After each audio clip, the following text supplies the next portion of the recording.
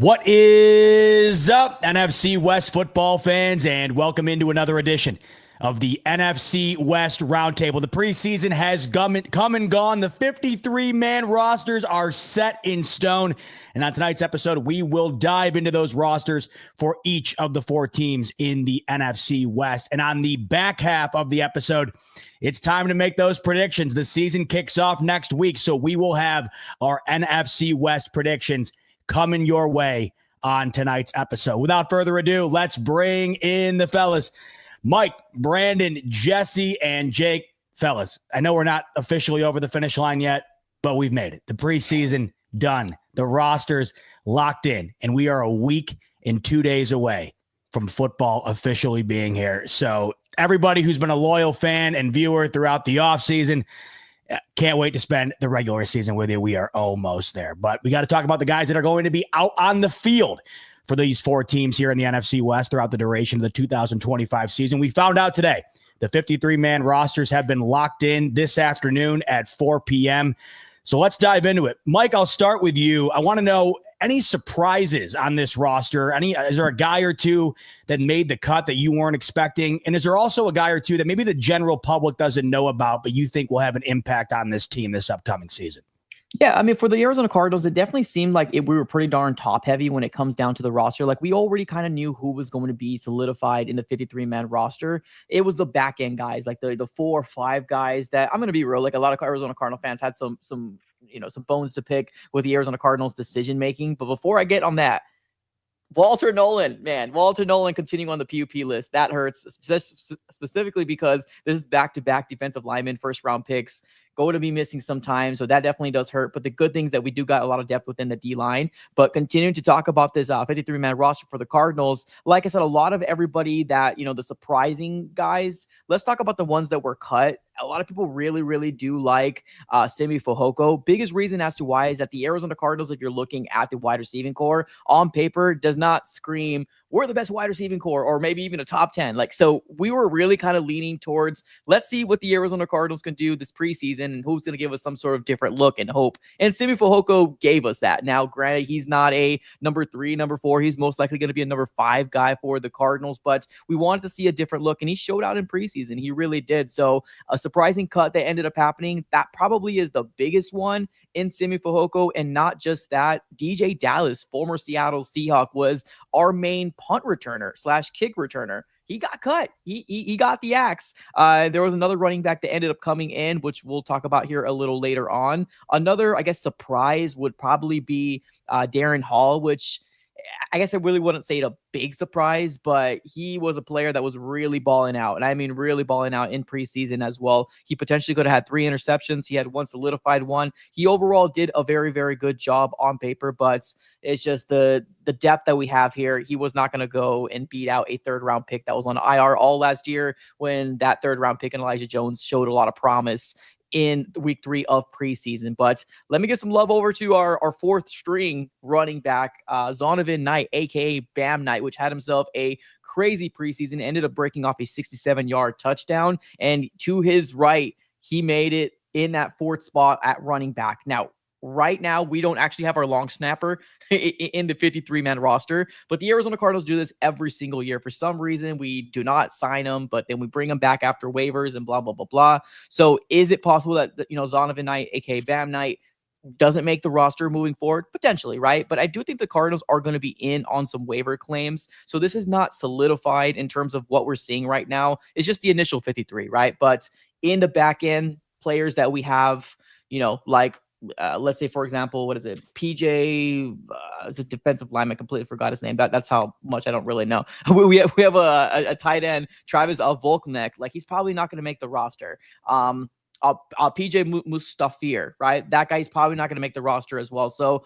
once we kind of get through the weeds of these last guys in these 53-man slots, we're really going to find out what this 53-man roster looks like. But biggest shocks is probably Simi Fehoko. But like I said, I mean, it's one of those things where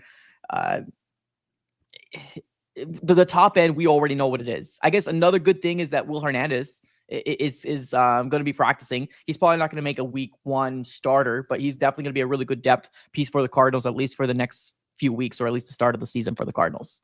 So obviously you mentioned Walter Nolan put on the IR, will miss the first month of the season. What's the overall word on him? Obviously missing those first 4 games, but is that more of a benefit to him not having to force himself to come back? Or do you think he actually will be ready to go, ready to make an impact after that first month is over?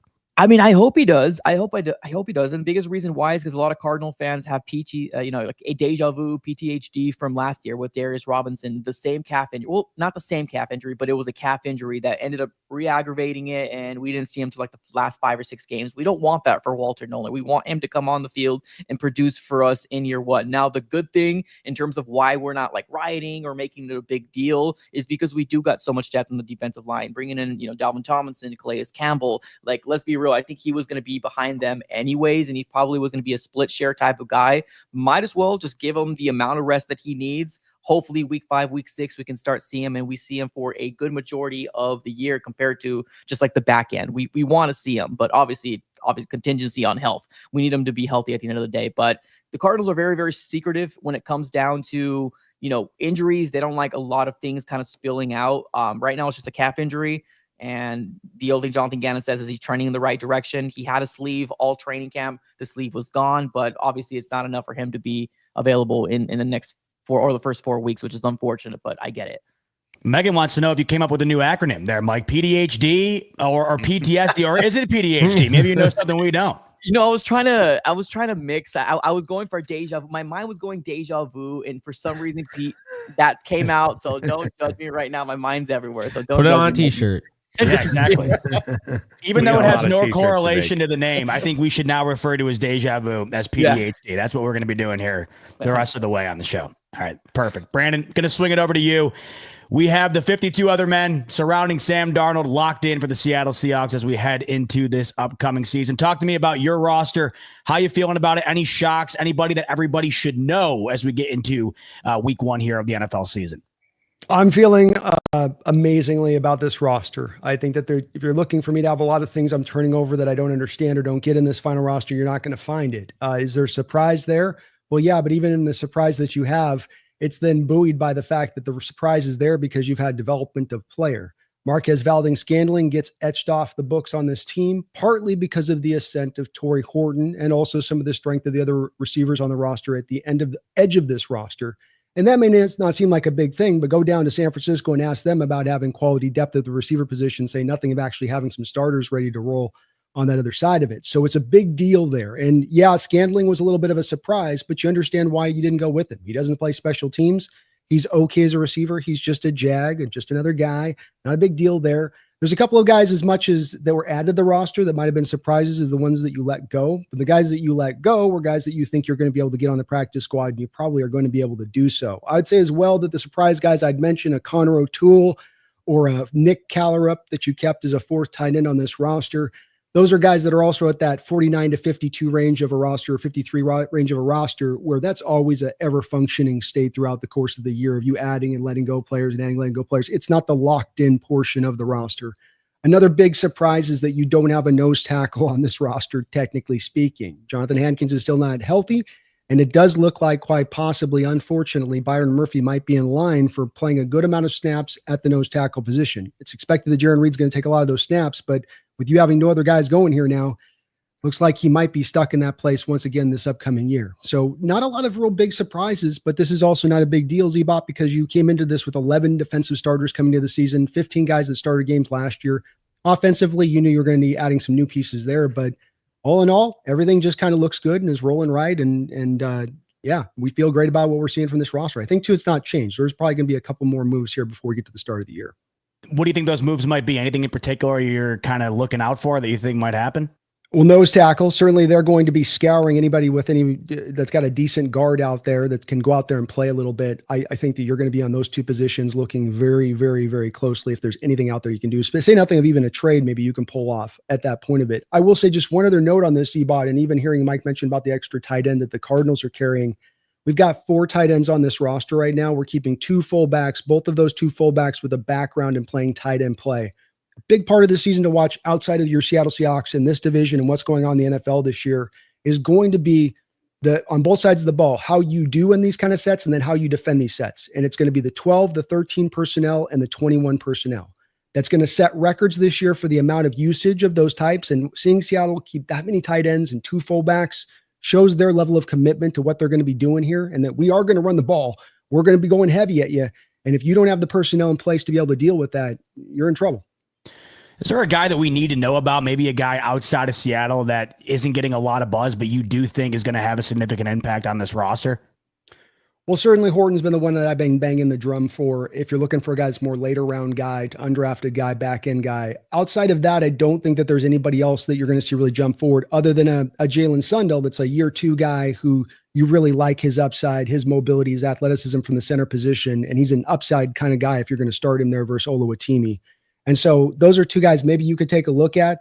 But outside of that, it'd be the Imawari is the one to watch for when he's lined up out there in the slot and what he's doing in this defense, serving into that Kyle Hamilton-like role. Jesse, I'll swing it down to you. 53-man set for the Niners. A guy on the team that wasn't on the team last week, Brian Robinson Jr. The Niners trade with the Commanders, a 6th-round pick to acquire Brian Robinson. So talk to me about the mindset behind that move, and then also give me your thoughts on the 53, any surprises or anybody we need to know about.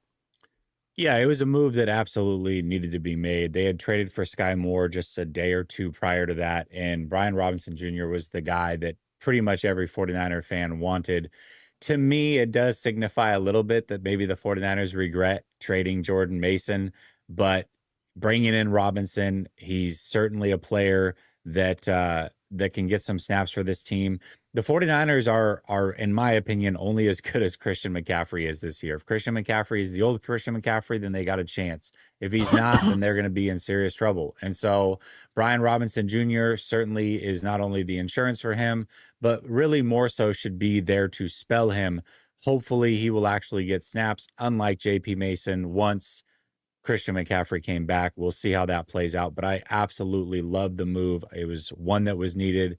They were desperate at the running back position, and they really didn't give up much, and Washington's paying most of the contract. So great move by the 49ers. Loved it. When it comes to the 53-man roster, couple of interesting things. Again, Brandon just talked about that the rosters aren't set. There's moving parts. For example, the 49ers cut their punter. He'll be back on the roster tomorrow. They just have some moving parts that they're waiting for. They were waiting for the Demarcus Robinson suspension to fully come down. Until then, he counted as a roster spot. So there was some interesting little moves that they made. But right now, looking at this roster, they kept 5 receivers. The problem with that is 2 of them they kept are also IR candidates. Juwan Jennings may go to the IR. I think it's less likely, but it is possible. Jacob Cowing's most likely going to end up on IR, so that's 2 of the 5 that you kept. Demarcus Robinson and Ayuk are not going to count against that roster spot because they're not going to be there. Demarcus Robinson for the first 3 weeks, Ayuk for the first 4 weeks at least. So the wide receiver spot is still a big question mark for the 49ers. Linebacker spot was one that was highly contested. There was 3 linebackers that were being looked at, and all 3 of them really, truly deserved a spot on this roster. That was Tatum Bethune, who ended up actually getting the roster spot. Cam Robinson and Jalen Graham, all 3 played very, very well this preseason, and Tatum Bethune is the one that won it out, so kudos to him. And then the biggest one, fan favorite, if the 49ers had been on Hard Knocks, they always find one player to follow around that you love that usually ends up getting cut. Well, that player was Chase Lucas for the 49ers, a bit of a journeyman, drafted by the 49ers about 3-4 years ago, went to the Lions, played on, was on their practice squad a little bit, then came back to the 49ers, took his chance. This offseason, he has absolutely shined. He's a trash talker. He's a leader, and he backed it up in every single game, made play after play after play. He ends up making the roster at the cornerback position. So that was a feel-good story that I know a lot of 49er fans were very excited about. And then 49er fans, the biggest thing is with these roster moves, they care about special teams again.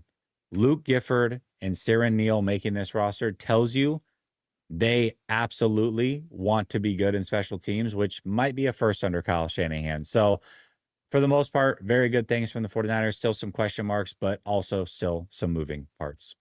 You did mention Sky Moore, the former second-round draft pick from the Kansas City Chiefs in 2022. Obviously hasn't panned out the way KC had hoped, so he moves on to San Francisco. He was meant to be that speed guy, right? Sort of fill in what Tyreek Hill was, didn't end up coming to fruition. What's the role that you think he'll have in this team? Do you think he'll be able to find something that he couldn't find in Kansas City?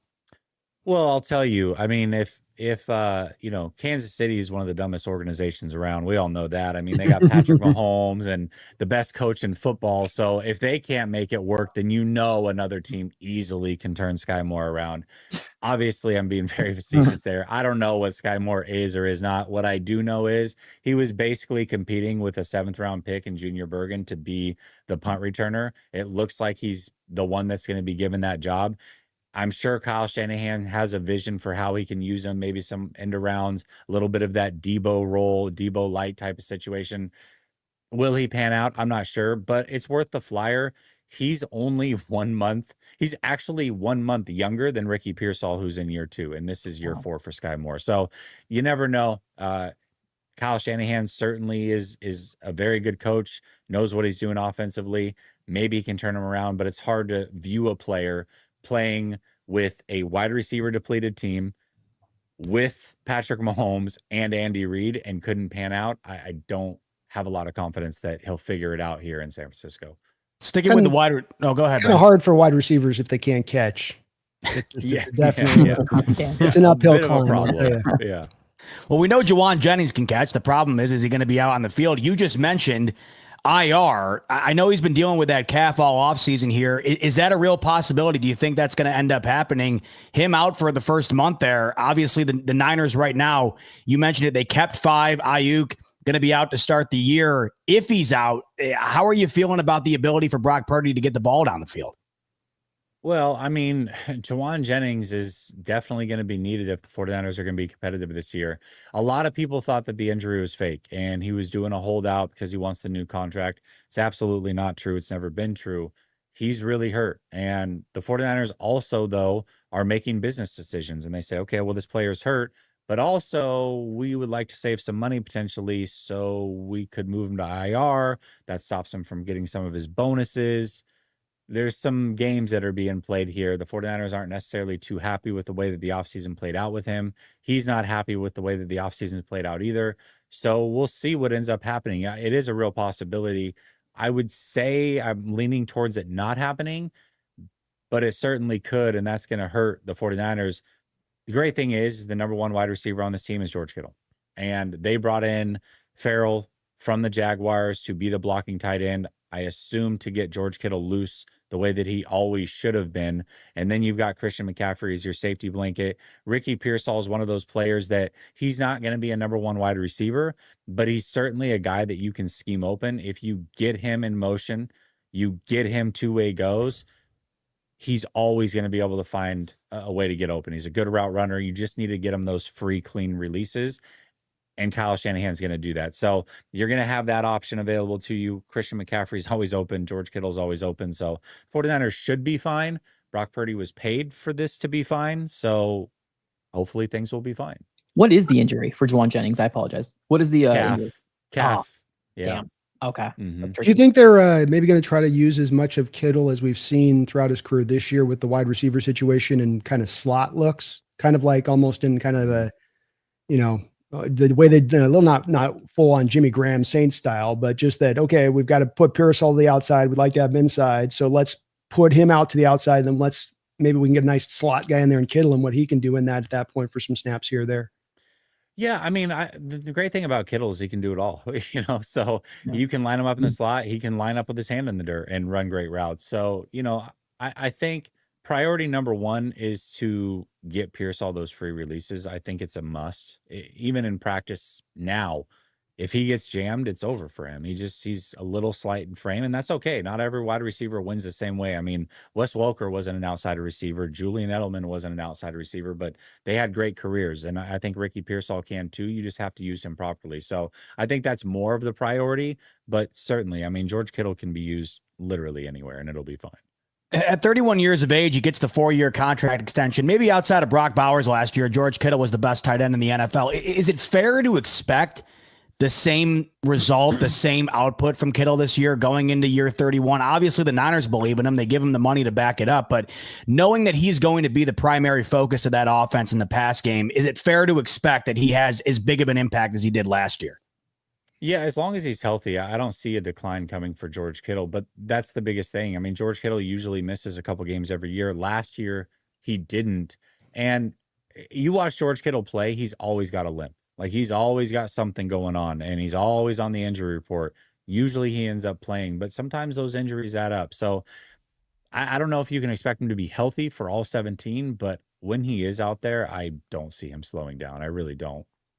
Jake, I'm going to swing it over to you. I know you're very confident in your Rams, as you always are, but you didn't particularly love one move that your Rams made today. So talk to me about that move, and also talk to me about the 53-man in general. Any surprises, what you did like? Break it down for us. What do we need to know about the Rams 53-man roster? Yeah, this is probably the toughest Rams roster I've seen my whole life to make. I've never seen a cut day get this tough to the point where a team had to cut a player that they were openly praising in the pressers. And I'm talking about Chris Paul Jr., the 5th round pick. I still think he was an incredibly, I thought he was a huge steal. I had a 29th overall grade on him. I just see a guy that can kind of do it all. And I do think an injury early on in camp that kind of held him out a little bit, put him behind the 8 ball. But I just think it's a mistake to cut a player like this when you have Troy Reeder, because it's like, I don't hate Troy Reeder like a lot of the Rams fans do. I understand what Troy Reeder's role is. He's a guy that knows the defense. He's one of those guys, and I say there's at least one guy on every single team that only that team would keep. And if he was cut, no other team would care. And Troy Reeder's that guy on the Rams. Like, he's been in this defense for a long time. He was on the Super Bowl team. I believe he even started in that game. He played meaningful snaps at very least. But this is a player that you could have cut and placed on your practice squad. And I just feel like you got to get creative when you have a roster like this. You can't just waive a guy like Chris Paul Jr. and expect him to come back. I feel like there was a better way to navigate this. And I would just look at the example of last year. They signed Ahkello Witherspoon week 2 as a veteran to their practice squad. They activated him 3 times and they added him to the roster. I would have rather done that than run the risk of losing a player, as talented as a Chris Paul Jr. So aside from that, the roster I think is really well constructed. I was surprised in a few spots. I mean, keeping Stetson Bennett, people are going to, kind of scoff at. To keep 3 quarterbacks, I think it's the right decision. I like Bennett a lot, and I think that you've already put 3 years in his development. 3 running backs. Some people are going to say, why didn't they keep Cody Schrader, who they claimed last year off of waivers? The 49ers were trying to slide him on the practice squad. He's a good player, and he could play special teams, but again, this is the toughest roster in recent memory to make for the Rams. So I agreed with the 3 running backs, the 6 wide receivers. At one point I thought they were going to keep 5. Then Konate Mumfield, doesn't play in the final preseason game. And then Brendan Presley, who led all of preseason in receiving, he ends up sounding like he's going to get kept, and he doesn't. So I like the 6 wide receivers. I would never do anything as ridiculous as what the Patriots did today, keeping 8. I don't care if it's a day. I wouldn't keep 8 receivers. That's just insane. So I think 6 was fine. 10 offensive linemen. Did not like the trade of KT Leveston over to the Browns.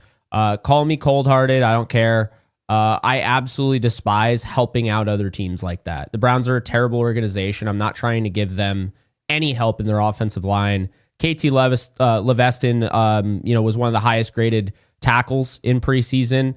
And I felt like, last year's 7th round pick didn't really get any opportunities last year at all, not even in preseason. This year, he looked good in preseason, but I didn't feel like it was enough to potentially lose him. I would have run the risk of losing him for nothing in waivers than trading him for a 7th round pick in 2028. That's just me. But I like what the offensive line looks like. Alec Jackson's going to be good to go for week 1, so that's great.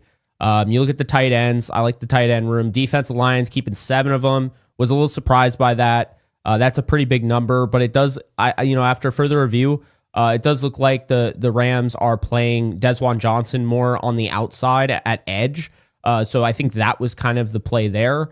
They only kept 4 outside linebackers. They cut last year's 5th round pick, Brennan Jackson. Disagreed with that, but he could likely come back on the practice squad, assuming he gets through waivers, and I think he can. The 4 inside linebackers, again, I don't really understand the reader point, but Sean Dolak made this team, and instead of complaining about Chris Paul Jr. the entire time, I want to give a lot of praise to Sean Dolak, who was failed by this whole draft system. I think they've absolutely failed small school players. After COVID, teams just only draft power 4 now, unless you really stand out. Sean Dolak wasn't invited to the combine. Okay. He didn't get that opportunity. And, I just think it's gotten to the point where you have these guys that are constantly making rosters, the 53-man roster, and it's not really a surprise. It just tells me that this process is heavily flawed, and it used to be good, and now you're starting to see guys like this fall through the cracks. Well, luckily for the Rams, they were one of the teams that reaped the benefits there, because Dolak can play in this league. Reminds me of Matt Milano. He's the one that I'm most excited about. They kept 4 corners. Did find out Akello and Emmanuel Forbes are going to start. They're going to rotate Kobe and Darius Williams, but that's a really good bunch of corners there. They kept 5 safeties, although you can call Josh Wallace, who they're very excited about, his versatility. He can be a safety. He can be a corner. He's going to be their star guy. They're going to have Quentin Lake in the star, and they're going to have, Josh Wallace. So all in all, it's a great roster. It's a Super Bowl potential winning roster, in my opinion. I just didn't like the Chris Paul Jr. move, Brennan Jackson, and then trading Leveston. But Chris Paul Jr. to me is just more so value the talent. I just don't get getting rid of him like that, no strings attached. So those are my thoughts, but no Rams fan should feel bad about this roster. It's really good. On paper, and you watch the tape, and it's a really good roster. Has Chris Paul done enough to justify probably a practice squad if he obviously clears waivers? Like, did he do enough in like preseason or training camp, or were you just really high on him coming into the draft? Like, what's the attachment? Yeah, no, he did. Chris, and that was actually the thing that a great question. That's the thing that kind of surprised me, is that Chris Shula comes out, gives him credit, says, anytime he steps into the bright lights, he shines, right? And, he took on the green dot role and did a really nice job. And so it'd be one thing if this is just kind of a one-dimensional, just like sideline to sideline, linebacker, but he's good in coverage. I thought he was really good. They used him blitzing, at times. I think he could do it all. And I just think that they're cutting him here, and it's almost, I'm not saying they're doing it to look like anything, because that's not how NFL teams operate, but it almost feels like one of those cute moves that you make to try to show everybody, and again, that's not what I'm saying, but it feels like it's one of those moves that shows everybody, this is how good our roster is. We're now cutting guys that we drafted in the 5th round. I didn't like it. I did not like it at all. Gotcha. You've cut the Doliak guy instead of him if it came down to those 2 guys? So I've been asked this question a million times today, and I love them equally. Okay, so the way I would word it, no. The way I would word it is, I'm not a father, but when I do have kids, right? If I had 2 kids and they're like, you could only save one of them, I'd be like, I wouldn't be able to answer that question. I love them equally. That's so. You don't get to do that at all. Z-Bot, come on. I need some outlets. All right. Well, let me just say this. I've not got an answer. Let me just say this, okay? Because I interviewed Troy Reeder, and I like the guy, and I don't hate him like every Rams fan does. But I would have just cut Troy Reeder outright. Don't get that option. You're not getting that option, Brody. Well, why not? You're the Rams general manager. You're facing this, and we got to keep Troy for reasons outside of your knowledge right now. Just accept it for that. There's something outside of this, Troy, so it's coming down to these 2 guys. Which one do you go with? I can't choose, so you can choose for me type deal. So like that 52-man roster, I guess. I'm literally at that point.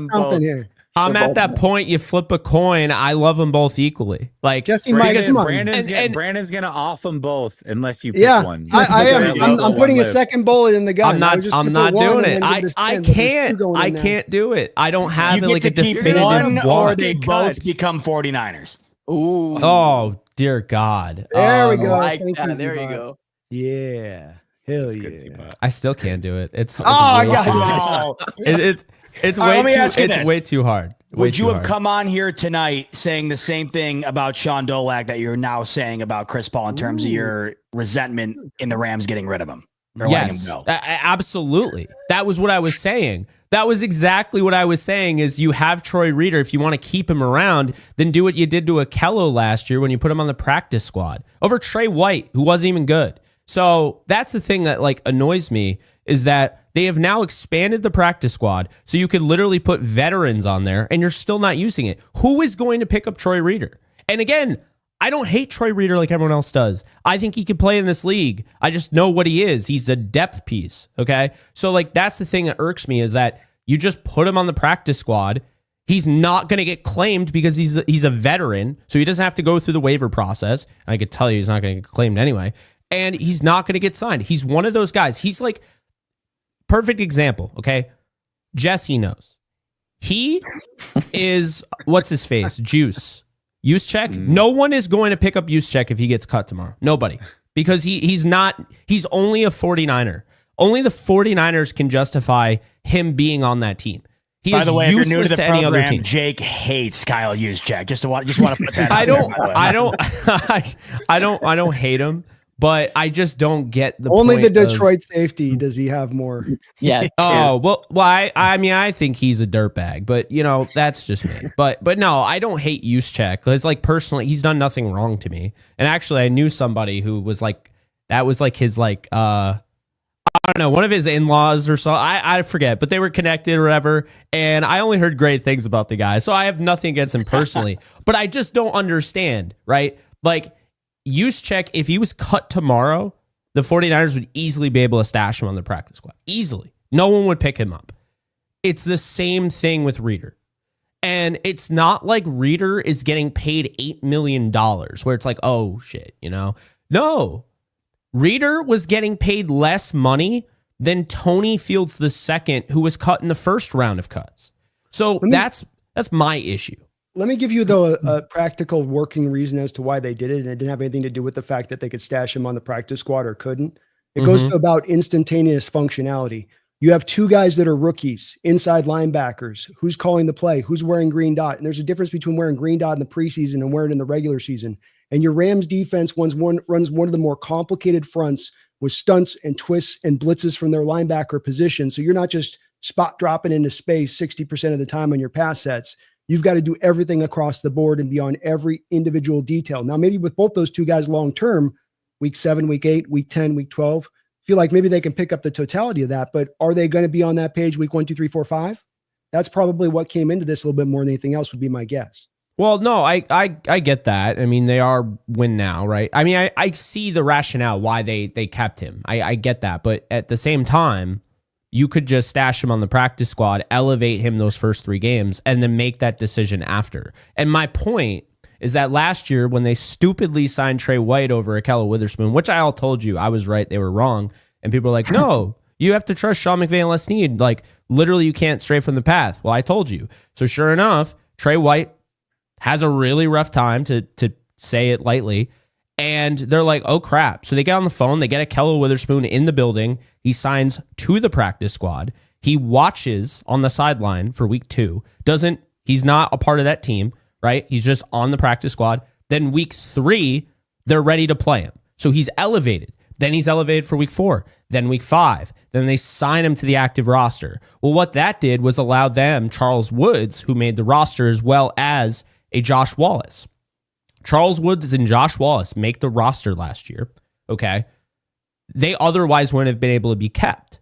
So the thing is, when I'm looking at a Charles Woods, he ends up getting cut, right? He gets cut off the 53, but now he's able to slide right onto the practice squad. Nobody's going to claim him because his stock has dropped because it's not right after he showed out in preseason. It's now week 5. So when you put Akello on the field, you put him on the 53, Charles Woods easily clears waivers. He goes on the practice squad. You could have done that. And that's my thing. You did it last year. You could have done it with Murchison as well. You didn't have to keep 7 defensive linemen. So I just feel like I understand like that's not the direction they went in, and I get it, But I feel like when you have a roster, and they told us how deep this roster is, and we know this, you could essentially, and let's be honest here, you could just be more creative, right? And that's all I was asking them to do, just be a little bit more creative with the roster. And it just felt like, same thing, Willie Lampkin. Don't put him on the IR to designate him to return 4 weeks from now, 5 weeks from now. Let's just waive him injured. Well, guess what? I watched, it doesn't happen all the time, but I watched Tyler Gaffney, a draft pick by the Carolina Panthers a while back. He tears his ACL. The New England Patriots claimed him off of waivers injured with the torn ACL. They add him to their 53 for a day, and then they just put him on their IR. What's stopping a team from doing that? So I just felt like the Rams could have been more creative in the way they did this, and that's the biggest issue I had. Aside from that, I think they have one of the best, if not the best, 53 in the league. Damn. High praise from Jake. Not 100% all in on the moves made today by the Rams, but in enough to have them locked in as potentially one of the best teams in the NFL. In order to prove that, fellas, there's a full season that has to be played out. You know that as well as I, and that kicks off next week. Let's go over to my friends on RotoWire. They got you covered from top to bottom. Your fantasy drafts, I'm sure they're coming up at the end of this week or at the beginning of next week. 53 mans are set. Preseason is done. It's time to do your fantasy drafts. Do not dive in until you dive into RotoWire. You go on over to fantasy right here. You click on NFL, you click on tools. They're going to have you covered in a way that no other platform does. With all of the tools that they offer, you are going to be as prepared as possible for your fantasy drafts. In addition to that, you're going to be wanting to place some bets, I'm sure, with the season kicking off next week. You can do so utilizing the variety of betting tools that RotoWire has, including what you see on your screen here, the win totals across the entire landscape of betting markets. So you're going to be able to get the best odds possible. You can do this with anything from props to game totals, individual games, and everything in between. You can shop around in one place to make sure you get the best odds and the best value on those odds. That's just one of the many features on RotoWire. Click the link in the description below and then use the promo code RTS. That'll get you 15% off a premium subscription.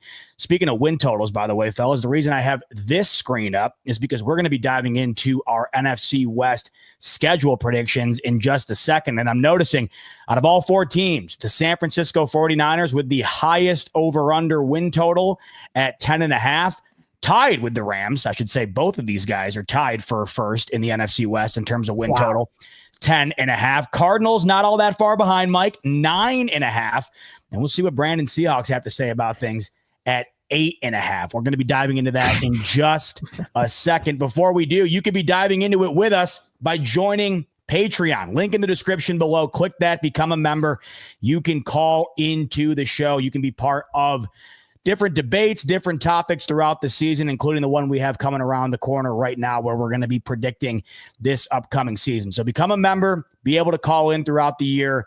Should be plenty of fun. Also, very, very limited tickets remaining for the NFC West Roundtable's first ever event, a month and a couple of days away out in LA. Rams, Niners, Thursday night football. If you're on the fence, make sure to hop over that fence and lock it in ASAP because they're almost gone and time is running out. Make sure to get in on that as well. All right, fellas, it's time. Next week, believe it or not, I really, nope, there I am. Hello, by myself. So I can't believe I'm saying this, but a week from tonight will be our game preview episode. We will be diving into the preview of week one. I know Brandon and Jesse can't wait. They're going to be previewing who's going to be wearing the hat the following Tuesday. That's our next week's show. So we have no more time other than tonight to do this. We have got to lock in our record predictions. We have got to lock in how we think one of the most competitive divisions in the sport is going to finish. It was incredibly competitive last year. As we know, the Seahawks and the Rams finished with the same record. Rams edged it out and won the division. But in all likelihood, it's going to be another dogfight this year. So we're going to run through. Everybody is going to predict their record for each team. Once we do that, we'll be able to make out how we think the ranking within the division is going to stack up. So I'm going to start with the winner of the division last year. That, of course, was the Los Angeles Rams. Let's take a quick peek. Okay. Oh, go ahead, Jesse. No. I thought I was the winner. I'm used to winning the division. Okay. But not Super I was getting ready Bowls, to right? go. I didn't. It's just not geez. Super All Bowls. right. Yeah, good comeback. That was good. Damn. Well, maybe you will be this year. We'll see. Is it brutal, Jesse, watching the Jerry Jones documentary there with the Niners? They go through and beat up Niners twice in that thing. I just was picturing you watching that, just like, oof. It's all HD and clear, and like really, it's like watching an any given Sunday, but your team's getting their ass whooped. I thought we were friends, and you're just like jabbing the knife deeper into my heart with every word. It was unbelievable. It was great. sympathy. I'm just saying, it was all sympathy. It was coming out. I was thinking of Remember, it wasn't that long ago. Jesse was sticking a fork in the Rams. Oh, that's right. It's true. Remember the fork? And then the way the season ended, it's like we watched the Super Bowl in the NFC divisional round. Who would have thought? Brandon, by the way, that documentary, just finished it last night. 10 out of 10. I mean, I had zero expectations. I am not a Cowboy guy by any means. Go ahead and watch it if you haven't. Maybe Jesse, you might want to sit it out. I don't know. Even though the Niners still looked good in it. I mean, they were still dominant in that era, you lost the game, but the footage was unbelievable. The way that they've cleaned that thing up, the site again, it's like as any given Sunday, and the way Oliver Stone has shot that. I feel like Jerry said, "What I want you to do is any given Sunday, but I want you to do it with our championship. I want that feel with that." And they pulled it off. And I agree with you, Zebot. They did a great job on just, I didn't want to like it because Jerry's such a jackass. You're just like, I don't want to have this because, half of it was just a BJ to him. Let's watch my childhood home. It's like, can we get back to the game, asshole, please? It was a gusher. It was a gusher. Yeah, it was a gusher. And that's how I did what I did. And mama goes to daddy. And I said, I want to, well. But it was well done. It was good. It was really well done. So, but that was that. Jesse, I was legit feeling like, man, you got to be watching this going, oh, dude. Oh, no. Especially the Niners are talking tough. Like, Jerry's like, you don't come into our house and take this from us. It's like, I guess they did. Jerry Rice looks so cool in it, and he also looks like he can still play. They actually all do. Him, Steve Young, they both look like they could go out there right now and still play. But if you want to get a full understanding as to why Jerry Jones is Jerry Jones, if you want to understand why the Micah Parsons thing is continuing to move on here, why he's going on Stephen A, and why he's doing all the rounds, this documentary will clear it all up. You will like him as much as you hate him. I've never seen a guy be so admirable and so just snake oil salesman type, just, I don't even know how to describe it, but shameless free publicity, free plug for the Netflix documentary that Jerry Jones is using as a psyop to distract you from the fact that Micah Parsons is the only holdout remaining, it feels like. All right, let's start with the team not named the 49ers, the team that actually won the division last year. We'll see if Jesse's got something to say about it going into this year. Let's start with the LA Rams. Let's take a peek at what their schedule is looking like this upcoming season. Kicking things off, not an easy one. Houston in that 4:25 p.m. window. You got the Super Bowl champions a couple of weeks after that. Then a showdown with the Niners a couple of weeks after that. The one thing you'll notice is that it's pretty backloaded, Jake, in terms of your inter-division opponents outside of that Niners game, in which we'll be having our event at during Thursday Night Football. Jake, I'm going to finish with you, start with everybody else here. I'm going to start off with you, Mike. Talk to me about the Niners. Obviously, a great year last year, a play away from potentially going to the NFC Championship. Freudian slip. You said the Niners. You said Niners. You said the Niners. Oh, my God. Look what you're doing to me, Even Jesse. you are used to the 49ers winning the division. This is great. I can't lie. I am. But the Rams, I think I got that right this time. The Rams play away from winning it in the divisional last year against the champs. Could have gone on to play against the Commanders. Probably would have got it done based on what we saw in that game from them.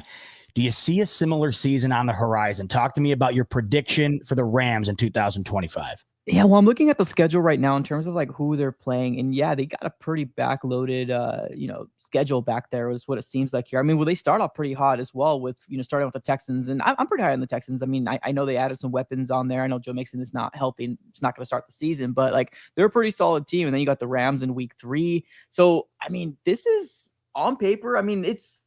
Obviously, they're going to win games. The Rams are, like Jake says, Super Bowl contending team. I don't think Super Bowl. I think they're a deep playoff team and most likely a division winner team, at least until proven otherwise. Looking at this record or the schedule right now, I can see, and I'm trying to do a real quick math looking at their schedule right now. I can honestly see maybe 10, no, I would say 11 wins, like a solid 11 wins. And like I said, I do have them as their the favorites to win the NFC West right now. Of course, I would love to put my Cardinals up there, but if I'm going to be real, they are still the team to beat in the NFC West right now, and I can give them a solid 11 wins. It's a tough schedule, though. It's like you got some really easy games in the middle. The end there's some complicated ones in the end. You got some the beginning's got some Eagles and all the teams. So I would say a solid 11 wins there for you guys.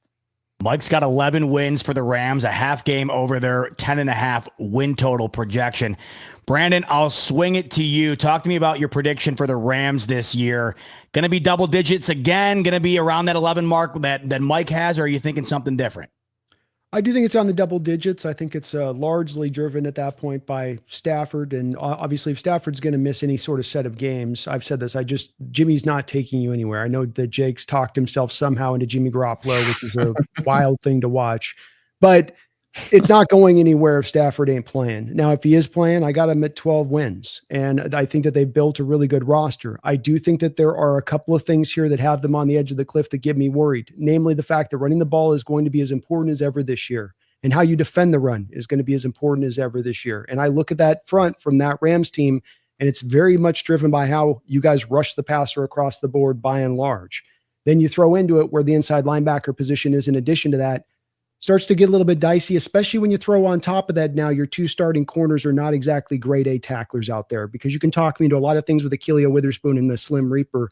You ain't talking to me in the fact that they tackle. They don't do that, Jake. So that's where I do wonder with them as far as a potential precipitous fall here that could happen. But outside of that, Stafford is just still the best quarterback in this division. And that still does carry the day when you lean on your quarterback as hard as they do. So 12 wins you have, Brandon, for the Rams. Wow, there I did it again. Freudian slip again, Jesse. I think I'm speaking this into existence for you without even trying. I'm telling you. Brandon, so I'm guessing you think the Rams are going to be vying for the 1 seed in the NFC with a record like that?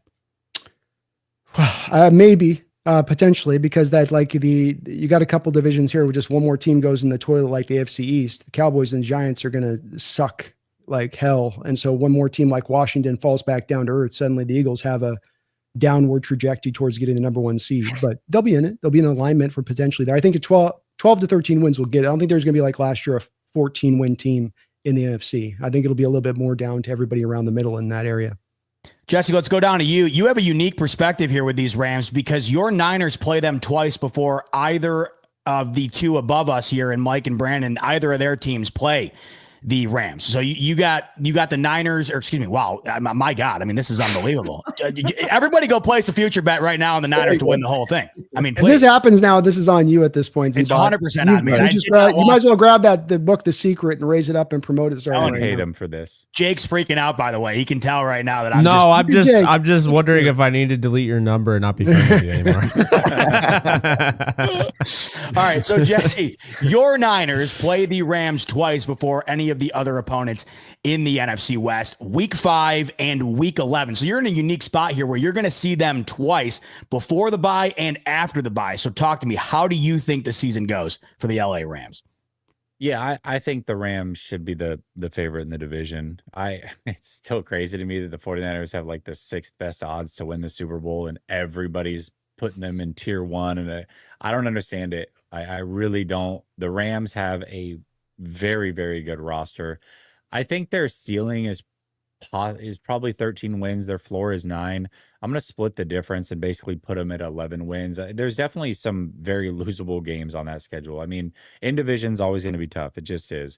And then you've got the Eagles, you've got the Lions, the Ravens, the Texans. I mean, it's a tough schedule. It definitely is. It's a first place schedule, but they've got a very, very good team. Now, if Himmy G was playing, I might give him 14 wins, but that's so it is what it is. You gotta bring back that win total and be realistic. But I think 11 wins is very fair for this team. I do. I'm just noticing, by the way, off topic a little bit, but you can get into a Rams game for pennies on the dollar. This Colts game, $39. What's up with that? We might need to go to more than just one game this year, fellas, with those prices. That's not bad. Yeah, I mean, you might be sitting in section 600, but as long as you can get in. Standing room only. Yeah. So Mike's got 11 for the Rams. Brandon's got 12. Jesse, your 11. number was 11. Okay, so we're all right around the same mark. Brandon a little higher. Let's see where Jake comes in on this. We know Jake always confident in his Rams. How confident? Put your money where your mouth is, Jake. What is the record for LA this year? 13-4. Yep. What are your Like losses? Love it. Yeah, I think they're going to drop one to, unfortunately, I'm going to be at one of them. They're going to drop one to the 49ers. I have them dropping one to Seattle. I have them dropping one to the Eagles, and I have them dropping the Ravens game. So you do have two divisional losses there. Yeah. Yeah, I think 4-2 in the division, I think definitely is fair. Cardinals. Yeah, the Cardinals. It's crazy. Mike. The Cardinals played away from sweeping you last week with no defense. Well, all right, let's get into that, shall we? So week two, that secondary wasn't even the same secondary. Okay. And then all of a sudden, later on in the year, with the new secondary that's actually healthy and of course has Akello and not Trey White. Yep. Amazing what happens with that. How that game was close. And of course, as you got to know, Kello Witherspoon ends up winning the game for them. And then what was the other thing? Oh yeah, Matthew Stafford was playing absolutely banged up. He shouldn't have even been playing, to be honest with you. And we saw that because he, after he got healthy, he threw 300 plus yards in a blizzard. So I like the Cardinals. I think the Cardinals go 9-7. Well, hold on a second. You're killing me here. We got to get to the Cardinals at some point. I'll get to that. But point being, right? I don't think the Cardinals are a bad team. But yes, I do think the Rams are better. They've been superior in every way since McVay became the head coach. And they'll once again sweep them. So, okay. Yeah. Crazy. 13-4. And Brando over there said that they don't have a run defense. You're going to be very surprised. Okay. No, you are. You just rolled your eyes, but I'm telling you, you're going to be surprised. It doesn't magically correct itself. You Ford. don't do nothing on a thing that sucked and be like, oh, now it magically is fixed. And if they didn't do nothing. What do you mean? They got Puna Ford. He's going to be huge for them. He rushes the passer now more than he doesn't. Run. Yeah, he does. Can rush the passer. His career high is 4 sacks. He's not a pass. I mean, he's mainly a run stopper. He's been utilized more as a 3-tech. T.R. Tart with the Chargers as their nose tackle. Puna was used mainly as a 3-tech, and I know this because we had to make the transition. He came in as a nose tackle. I'm not worried about the run defense. I'm just not. Kobe Turner's very good too. So history repeats itself. I'm just saying. I mean, if they call a hold on Ty Davis, Saquon Barkley's touchdown doesn't count. So I mean, but you play that what if game a lot of other ways too. Like if they don't call that a non-interception the last game of the season on that tip pass you were throwing in Mike's face, that could also change the trajectory of where you guys go too, right? Like even in getting into the a not interception, but it was. Yeah, where the ball touched on the ground and it suddenly comes, well, the ball didn't move and all this other stuff where it's like what? The NFL. That wasn't even close. What are you talking about? It was close. Very close to beating absolutely last year. Is what you trying to say? But not close. But my point being is they did address the defensive line. Ty Davis has taken tremendous steps forward. They have Ty Hamilton, who they drafted, so they have a nose tackle there. They love him. Laryl Murchison, also a run guy, and Desjuan Johnson. They have plenty of run defenders. You got names. That doesn't mean that you have quality, buddy. And Puna Ford is very quality. Ask Jesse. He loves Puna Ford. Again, I like Puna Ford, buddy, but he's a 3-tech. You got 3-techs up and down that defensive tackle lineman. That's the problem. Linebacker. It doesn't matter if you having good 3-techs. You've got that. So we're on the same page here. This has to do with actual guys that can stop the run. The Eagles ran through you like Swiss cheese in both of the 2 games last year. I know, and that's why they went out and got Puna Ford. Again, it's not what he does now versus what he did early on in his career. He's more of a guy getting after the quarterback now than he is stopping the run. He's more of a 3-tech. I'm just saying, I'm not worried about it. And then at linebacker, I mean, obviously Omar Spates is definitely good, at stopping the run, but Nate Landman, that is his thing. And I'm telling you right now, get used to number 53, Nate Landman. Okay.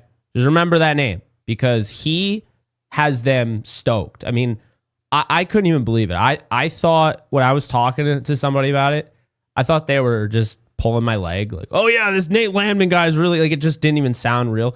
No, they're stoked about him. I mean, last year was Zach Bond. I'm not saying on that level, but that's what they feel like they have in him. They feel like they have an absolute steal on just pennies on the dollar. So he's really good against the run. And that's the thing. They did focus on, attacking that run defense. But regardless, I think they're going to be at least a top 5 defense, top 5 offense, injury permitting, and that's a hard team to beat. Any of these teams are going to have a hard time beating the Rams. So, yeah. Nate Landman and Poona Ford added to the list of guys we got to keep a continuous eye on throughout the year. I love doing that throughout the season. So you got 13-4, Jake. So my guess, that's going to be enough to win the NFC West, correct? Yeah, right, definitely. You got them winning. And then I'll just confirm with you, you still have Bills, Rams playing in February? I do. All right. Lock it in. And I have Tyler Bass wide left. Oh, yeah. Winner. You know what? That is exactly what would happen. I mean, yes. 110% yes. That is exactly what will Every happen. Rams Super Bowl is like either really close or like it's like the Patriots 13-3 game. So it'll be something like that. They don't blow teams out and they don't get blown out. So yeah, and it would probably be that. And I wouldn't be able to handle it. My heart could not take watching the Bills, that kick. They're like the team of destiny, and I know everybody would be on. I'd be like, nah, he's gonna hit this. I'm not even looking at the screen. TD will be filling in for me the Tuesday after the Super Bowl if that ends up happening, by the way. You might not ever see me again. All right, so we got the Rams predictions locked in. Let's move on to the second place team in the NFC West last year, and it's the Seattle Seahawks. And I can already tell there's a little feud going on right now between Jake and Brandon as we head into the season. No, I'm going to give Brandon the biggest hug when I see him. You know. No, I don't want to hear that. I want this to continue to be fueled up here. I want it. I need it. Let's go to the Seahawks, take a peek at their schedule real quick and see what we're working with in 2025. We all know how they start the season because we've been hearing about the talk of the hat for the last couple of months here. 49ers in that 4 p.m. window. That's going to be a fun one. On the road against old Aaron Rodgers in week 2. They got Mike's Cardinals in week 4. Big-time Texans game week 7 on Monday Night Football. Off the bye, the Commanders. So this is a pretty interesting schedule here, Brandon, especially finishing it out with San Francisco. We'll see how much impact that has on the final standings. Mike, I'll start here with you again. Seattle, 10-7 last year, second place. Going out there this year with Sam Darnold trying to do even better. How do you have Seattle favoring in 2025? I'm looking at the schedule right now on this. I'm trying to do a quick math again like I did last time before. So, I'm looking at what this team, they can very well start. This is such a fascinating team because, literally their offense has been so revamped. I'm talking about the wide receivers. There's just been a change with the exception of obviously, JSN. But it's really going to depend if Sam Darnold is going to be Sam Darnold of backup quarterback Sam Darnold, or if he's going to be what he was in the Vikings. So it's so hard to predict this team. Their defense is still probably one of the best. I really like their defense a lot, and I don't want to give them too much hate, but I don't know. I'm looking at this and I see wins. Obviously, a lot of wins are definitely not going to be bottom dwellers, but I do think that they can get a solid maybe 9 wins on the season, if I can be real. They got a pretty solid schedule where they can kind of stack up some wins, but they got some tough matchups, either away with some really good defensive teams. So if I'm going to go ahead and say this right now, I would say 9 wins for the Seattle Seahawks. 9. Mike's got 9 wins for Seattle, a game shy of what they finished with a season ago. Jesse, down to you. Thoughts on Seattle and their record this upcoming season? Yeah, that schedule has 3-14 written all over it now. Listen, I will say this before I give my record prediction. Seattle is the one team that I feel like I have no pulse on right now. I genuinely feel like they, roster-wise, looking at that defense, looking at that offensive line, how they have the running back tandem over there, I kind of see 2019 49ers surprise on this team. I could see that happening. I really can. It's crazy because the Seattle Seahawks are a team that I've admired how they've built their roster, their defense especially, over the last couple of years, and really tried to talk up their offensive line. And it just hasn't come to fruition. So I finally said after last year, you got to show me before I believe it. But man, I'm starting to come around again.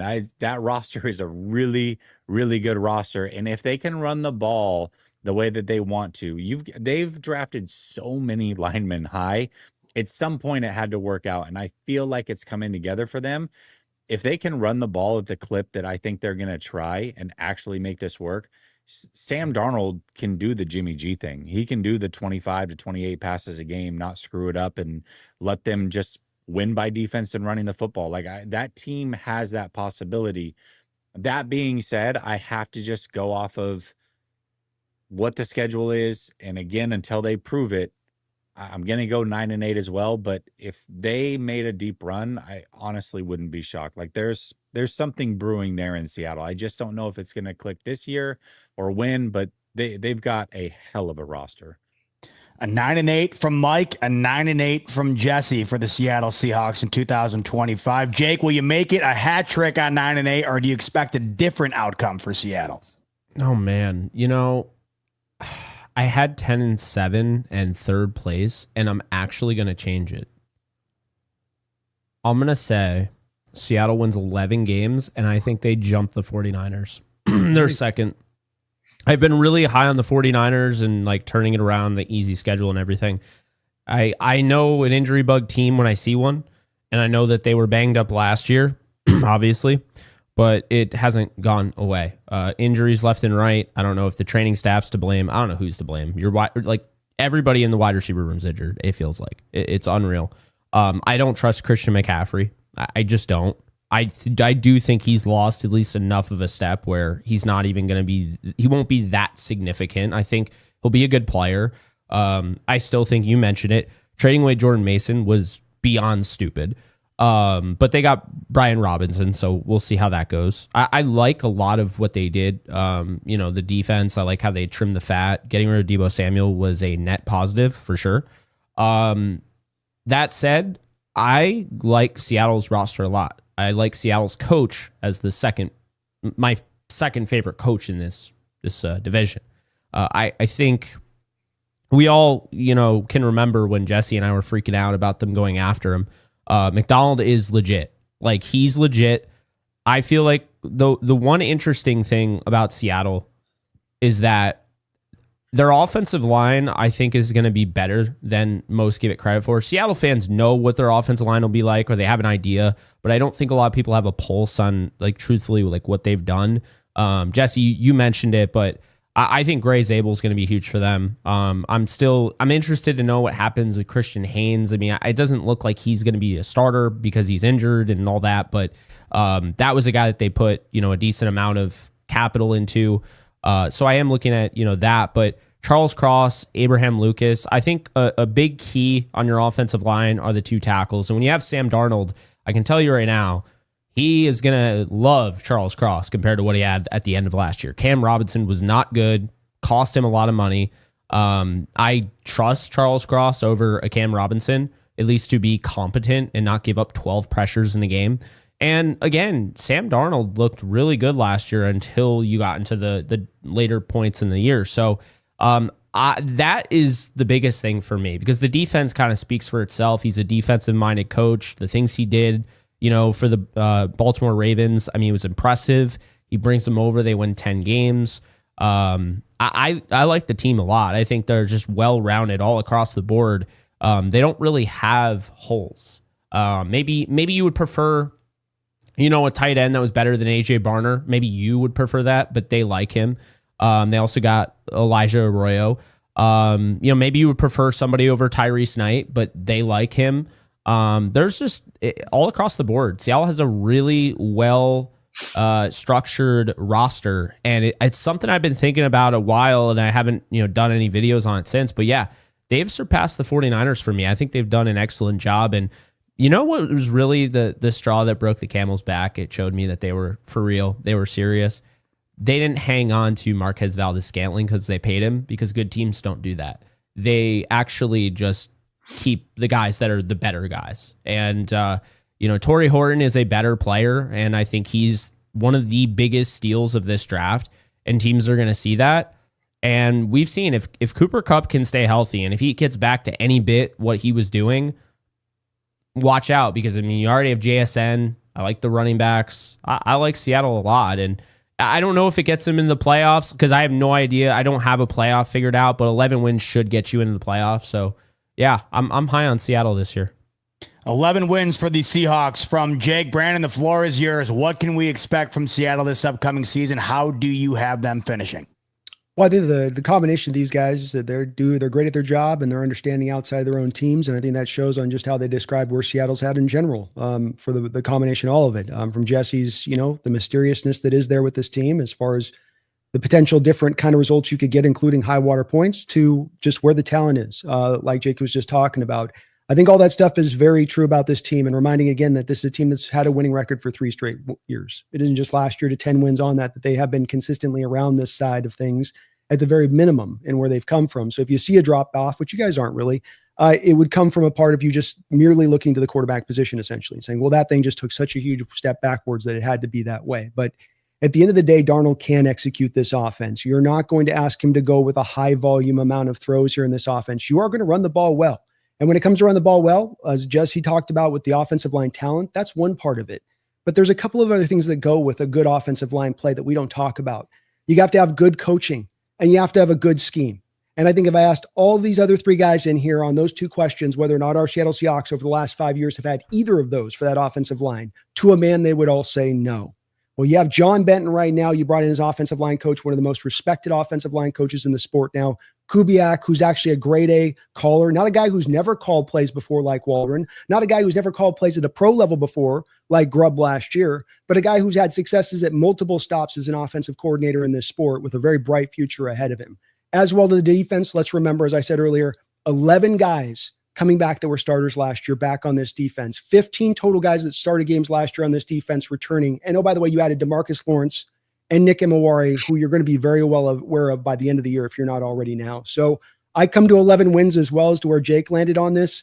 I think as Jake said, as Jesse said with this as well, though, there is a bit of a variance here because it is a young team. And you never quite know when young teams, when that thing's going to ignite and take forth. But I'll tell you what, the talent is true. The coaching is great. The scheme's on point, and you're finally bringing those other 2 aspects to the offensive line, in addition to it being the most talented line we've had probably in the last 5 years. 11-6 for Brandon. Think that's good enough to get into the playoffs? Do you see them playing postseason football? Oh, yeah. And playing a plan of brawl that plays in the postseason. Run the ball, play defense, and let me add one other part. You're spending as much money on your kicking and punting position as anybody in the sport. So you're going to have a good special teams unit in addition to those other 2 factors. Brandon, Jake gave us can I ask you a question real quick? There's not a scenario where McDonald loses his job after this year, is there? No. Okay. I just want to make sure, like, teams do stupid, desperate things when it doesn't go the way that they expect. And it's like, if they were an 8-win team for whatever reason, it's like, man, I don't know. I wouldn't be moving off that guy. I think he's going to be a hell of a coach. I don't. I think that people recognize that defensive-minded side of being, you think a guy's great and you hire a guy and you go, I think he'll be smart. I think you guys hired McVay. Never been a coach before. They're talking so much about him. I think he is. But then you start to get that feel, as I'm sure you did, Jake, or Jesse, you did with Kyle. And I'm sorry, Mike, we just haven't had a super smart Arizona coach. But you get that feeling of, I think this guy is kind of that. I think he's got something that would be like a difference maker on the field as far as equivalency go. And everything that you've gotten from this guy from day one with him onwards has been a confirmation of that very thing.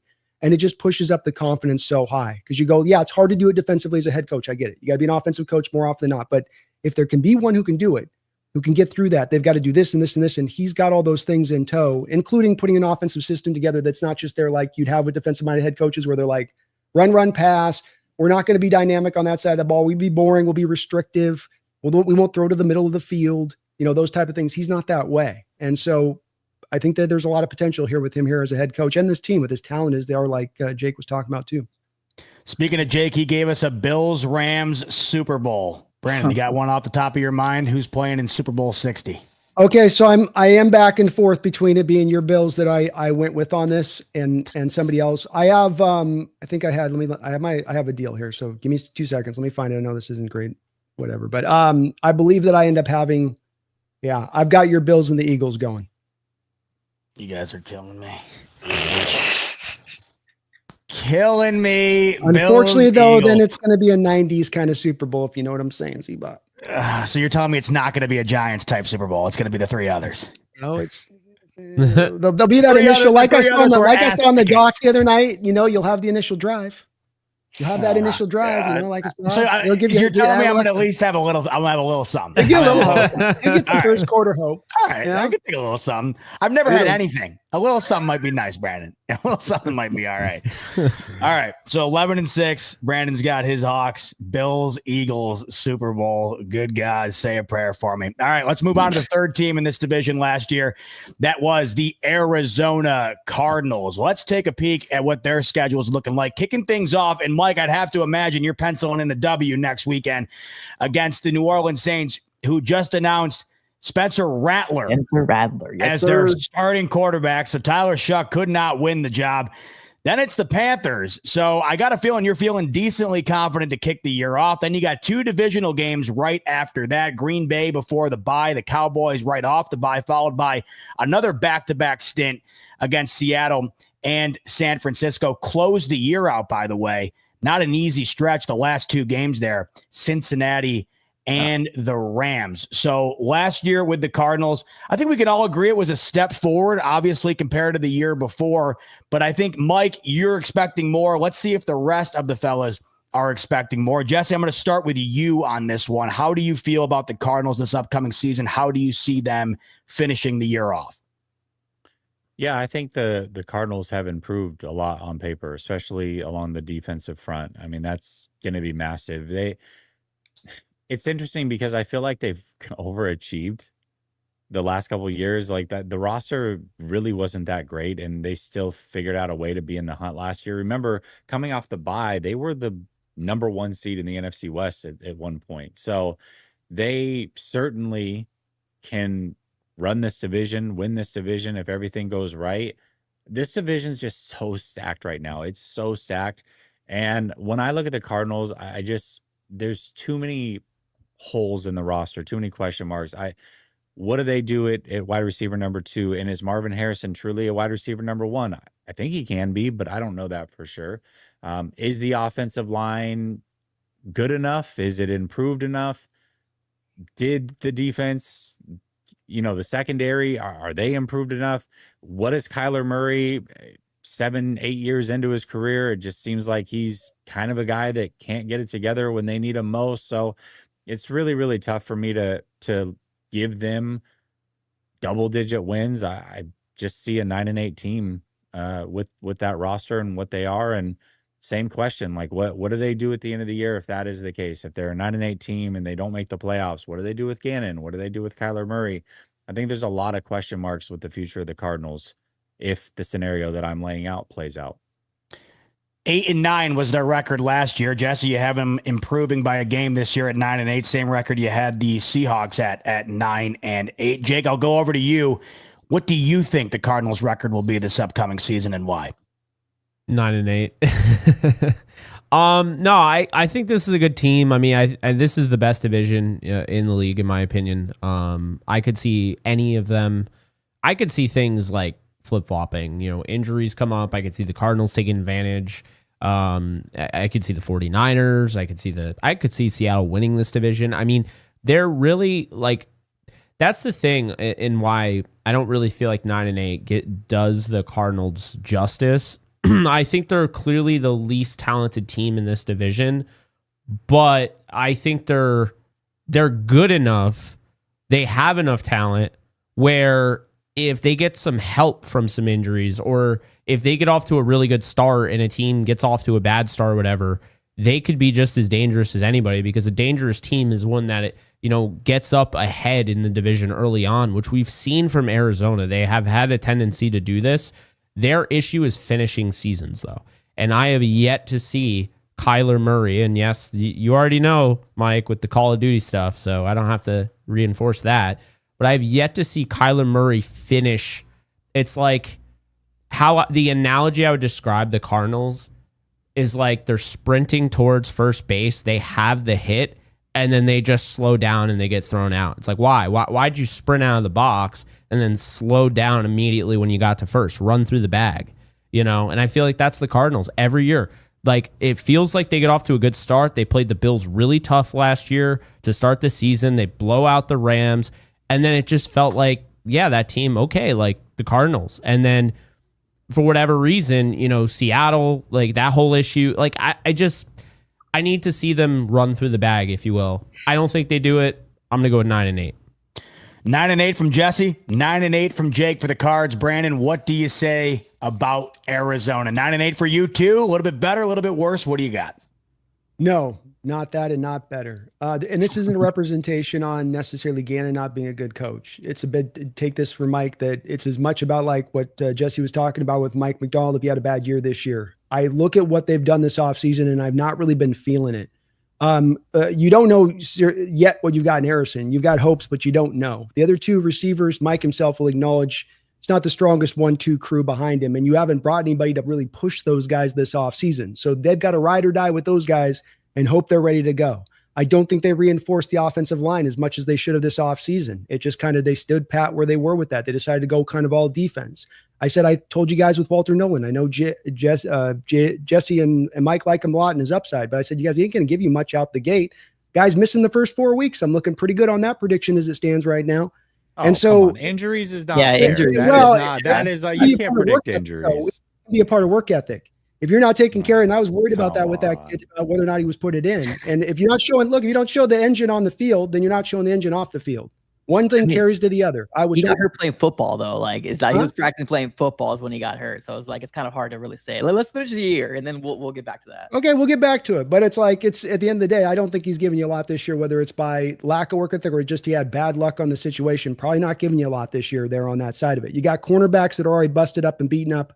I just think that things are not necessarily in the right direction, and they didn't concentrate on kind of the right things because they were so obsessed with kind of turning the defense into something super that they kind of ignored a lot of the offense. So I go 6 wins for the Cardinals this year. Whoa. Oh, wow. Okay. A major detour from what I was expecting from the two on the bottom as well. Big decline. Now, Brandon, I got to ask. Kyler Murray out? Is it the last year we see Kyler Murray in the red and white if that ends up being the case? Yeah. And quite frankly, they should have probably moved off of him prior to this. They've held on to this. They probably should never have given him the contract. They knew it at the time that they did it. And frankly, Gannon's fate should not be tied to Kyler Murray. They should get that guy a legitimate quarterback before they decide to do anything with Gannon. But I've said, and I understand I'm a little bit in the minority here on this panel when it comes to Kyler Murray, but I just don't think that he's done. He gets talked about in a way where it's like he's got pelts on the wall, and I look over on the wall and I just see a blank wall. So I don't understand why he's been given so much credence for being this amazing guy, other than former number 1 pick who's been moderately productive. Like and again, he should use his legs. He's like, he's got to wait till year 7 to start to learn to use his legs. Really? Why wasn't he using it prior? That's his whole claim to fame. So he's got to take 7 years to get that. There's just things here I don't like about the feel of the situation in general, Z-Bot, but it's not about the Cardinals not being in a good situation as far as organizationally, health-wise, and where they're moving towards. It's just that I think that they kind of zigged when they should have zagged this offseason a little bit. To clarify about the leg thing, he stopped with the legs as much when Petzing came in because they were a run-heavy offense, and he came off the that big ACL tear. So they did not want him to play Superman all the time. But now that he knows that his back's against the wall and this is a big year for him, the organization, he wants to do everything he can. And what makes him dynamic is the ability to use his legs. So that's kind of where that comment kind of came from. The Cardinals were trying to safe keep him, I guess the best way to describe it, from his own good to not re-aggravate injury. That doesn't give you a lot of confidence in Petzing. He's putting, and I understand coming back off the ACL and all that to a degree, but even last year when he was running fully and strong, I'm on record, and you were on record of me hearing me last week after games of the Cardinals telling you, didn't seem like he used his legs as much as he could have used them. Could have used them more this week. Man, that felt like a missing component of the Cardinals game this week, which was just enough to hold them off. Like, a couple of those games you came up just short. And if your OC's saying no, that's the same OC you got right now, right? And Petzing, so he's not gone anywhere. So like, that's not a representation of you showing the quarterback the right way to play the game to get the most out of him a little bit. Also, again, doesn't endear confidence. I might be wrong on this, but it's just a general feeling I got. Very wrong. Well, I was just going to say, Mike, Brandon just dropped the mic on your Cardinals. Time for you to pick it up and defend them. Talk to me. How do you see things going down for your Cardinals? I have to imagine it's better than what Brandon's got them pegged at. Oh yeah, absolutely. I mean, it's crazy to me that we're talking about a 6-win team or even a 9-win team when the Arizona Cardinals gave every team in this division, with the exception. Well, here's the thing: like Seattle, you swept us, and you've been sweeping us for a very long time. So congratulations, we'll give you, your kudos for that. But this defense is automatically upgraded from the defensive lineman that we ended up bringing in. To say we're not going to win more than 2 games from what we did last year is crazy to me. Like this defense has absolutely upgraded. Like Jonathan Gannon, Monty Ossenfort came into the offseason and they said to them, so what's the biggest thing we can do to upgrade? Now, yes, I hope the wide receiver was in there too, but the defensive line, we couldn't cause pressure. That was the biggest thing. Got Josh Sweat, got Calais Campbell that could still do it at his age. We got Dalvin Tomlinson. We got Darius Robinson going into his year 2. And yes, I would love to see Walter Nolan come in here as well. I agree, but the injuries is kind of hard to kind of say, trending in the right direction when injury. We can't predict injuries, but the Arizona Cardinals, and I'm assuming all you guys are giving the record here based off, we're going to sweep the Cardinals. We're going to sweep the Cardinals. We swept the 49ers. Right? Now, granted, yes, it was with Josh Dobbs at the end. I don't have a sweep in the Cardinals. I have a splitting with the Cardinals. Spoiler alert.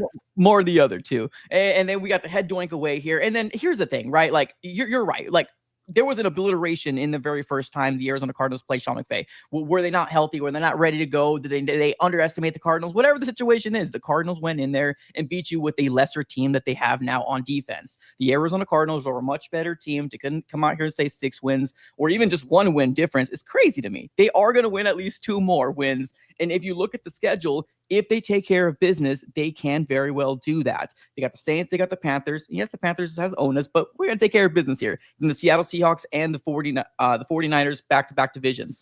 Titans, Colts, Packers, I feel pretty good. Jerryland, we always win in Jerryland. We got a very favorable schedule coming our way.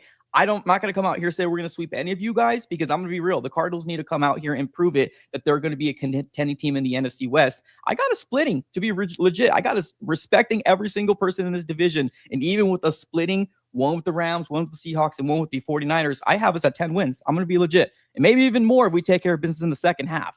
The Cardinals are coming. Just watch. They're coming. 10-7. Mike has his Cardinals penned in at. Is that, in your opinion, a playoff appearance for Arizona? I think they're going to be teetering very, very close to a playoff appearance. I think that Rams game at the very end is going to be very, very crucial for a playoff win. I mean, I had you guys at 11 wins and I have us at 10 and then 9, and we'll talk about the 49ers later. But yeah, I think this is going to be a very important game for the Cardinals. Now, you guys are right, and throwing everything out there in terms of the Call of Duty jokes or the Cardinals don't finish and, they don't do good. You're 100% right. We're all looking at all the exact reasons too. Kyler Murray's on the hot seat. Drew Petzing's potentially in the hot seat. Jonathan Gannon is not. Now, it sucks that he tied his way with Kyler, but I don't think that's all him. I think that's more Michael Bidwell saying you have to use him as quarterback. Like, he's not going anywhere. You make it work. I think it's more of the owner, too cheap to move off of. But yeah, I don't think that Jonathan Gannon's going anywhere. I think the Cardinals are going to be a lot better team than most people anticipate, especially if we start off really, really hot in the beginning of the season. Super Bowl prediction time. Who's going head-to-head in February, Mike? Cover your Z-bot. I got the Ravens and I got the Eagles. Oh, okay. At least one of you. Saved him, Mike. Saved you. And you said Bill. You might have brought a voodoo person right now. Like, so that was Ravens Eagles. Yep. That would be a hell of a game. And you want to know what? Listen, it ain't the Chiefs. Okay. I know it's not my Bills, but it's not the Chiefs. Finally. I mean, at least a little bit of new blood. So Mike's got the Ravens and the Eagles. All right. I can't believe I'm saying this, but we have to finish with the Niners because they wound up finishing in last place last year, contrary to what I was saying earlier. So the Niners come up in the basement last year, but expectations are high this year with the schedule that many have penned in for them as one of the easiest in the NFL. Let's take a peek at it right here. We all know who they open up with. It's Brandon's Seahawks on the road. Then it is the Saints. I feel like everybody's penciling in a W for the Saints in this division here. Then the Cardinals, right? Jacksonville, that showdown with the Rams. I mean, my gosh, it's so easy. Go ahead. Oh, Lord. Listen, I'm like taking God a look gave at you it. that schedule. Yeah, I mean, especially the way you end the year there, too. If you guys are teetering, as we talked about, the Seattle game could be very meaningful for the division. But to be able to come off that bye and end with Tennessee, Indianapolis, and Chicago, depending how you feel about them, not a bad spot to be in if you need a few more wins to help propel yourself into the playoffs. So last year, obviously not the year that Niners fans were hoping for, is a bounce back year in the cards. Jake, I'm going to start with you on this one. I know you talked about it a little bit earlier. You don't love the Niners wide receiver room. You're not entirely sure what you're getting from San Francisco this year. So tell us, what's the record you think they end up with in 2025? Yeah, so I had 11-6 and Seattle at 10-7, so I'm swapping them. I have Seattle at 11-6 and the Niners at 10-7. I think, yeah, it's an easier schedule, but I also don't know how to feel about the Niners. They have been dealing with injuries. The wide receiver room is a concern. I'm not sitting here, just like Jesse's not sitting here and telling you that, somebody like, I don't know, Demarcus Robinson, when he comes back from suspension, is going to be an all-world player, right? Somebody like Sky Moore, I don't really get excited right now. I like Jawan Jennings. As far as I'm concerned, Ricky Pearsall, who I liked a lot more coming out of the draft, that's what he is right now. He's just a draft pick that you're like, oh yeah, he'll probably be good, but I don't really feel crazy about Ricky Pearsall. I think Christian McCaffrey, again, the injury concern there, and I just don't feel like he's the same player. The offensive line, I like parts of it. I don't understand why Colton McKivitz is the right tackle. I don't think that's good enough. They had every opportunity to upgrade tackle. Glad they didn't. Trent Williams, obviously, but he's had injury concerns. Dominic Pooney's great. He got banged up, right? But Jake Brendel is the worst center in the league, and Ben Barch is okay. So I don't love their offensive line. Their defense I do really like, and I'm really high on Robert Saleh. So I think they're going to be a team, and I'm also higher on Brock Purdy than most people. I would say that, yeah, the 49ers will go 10-7.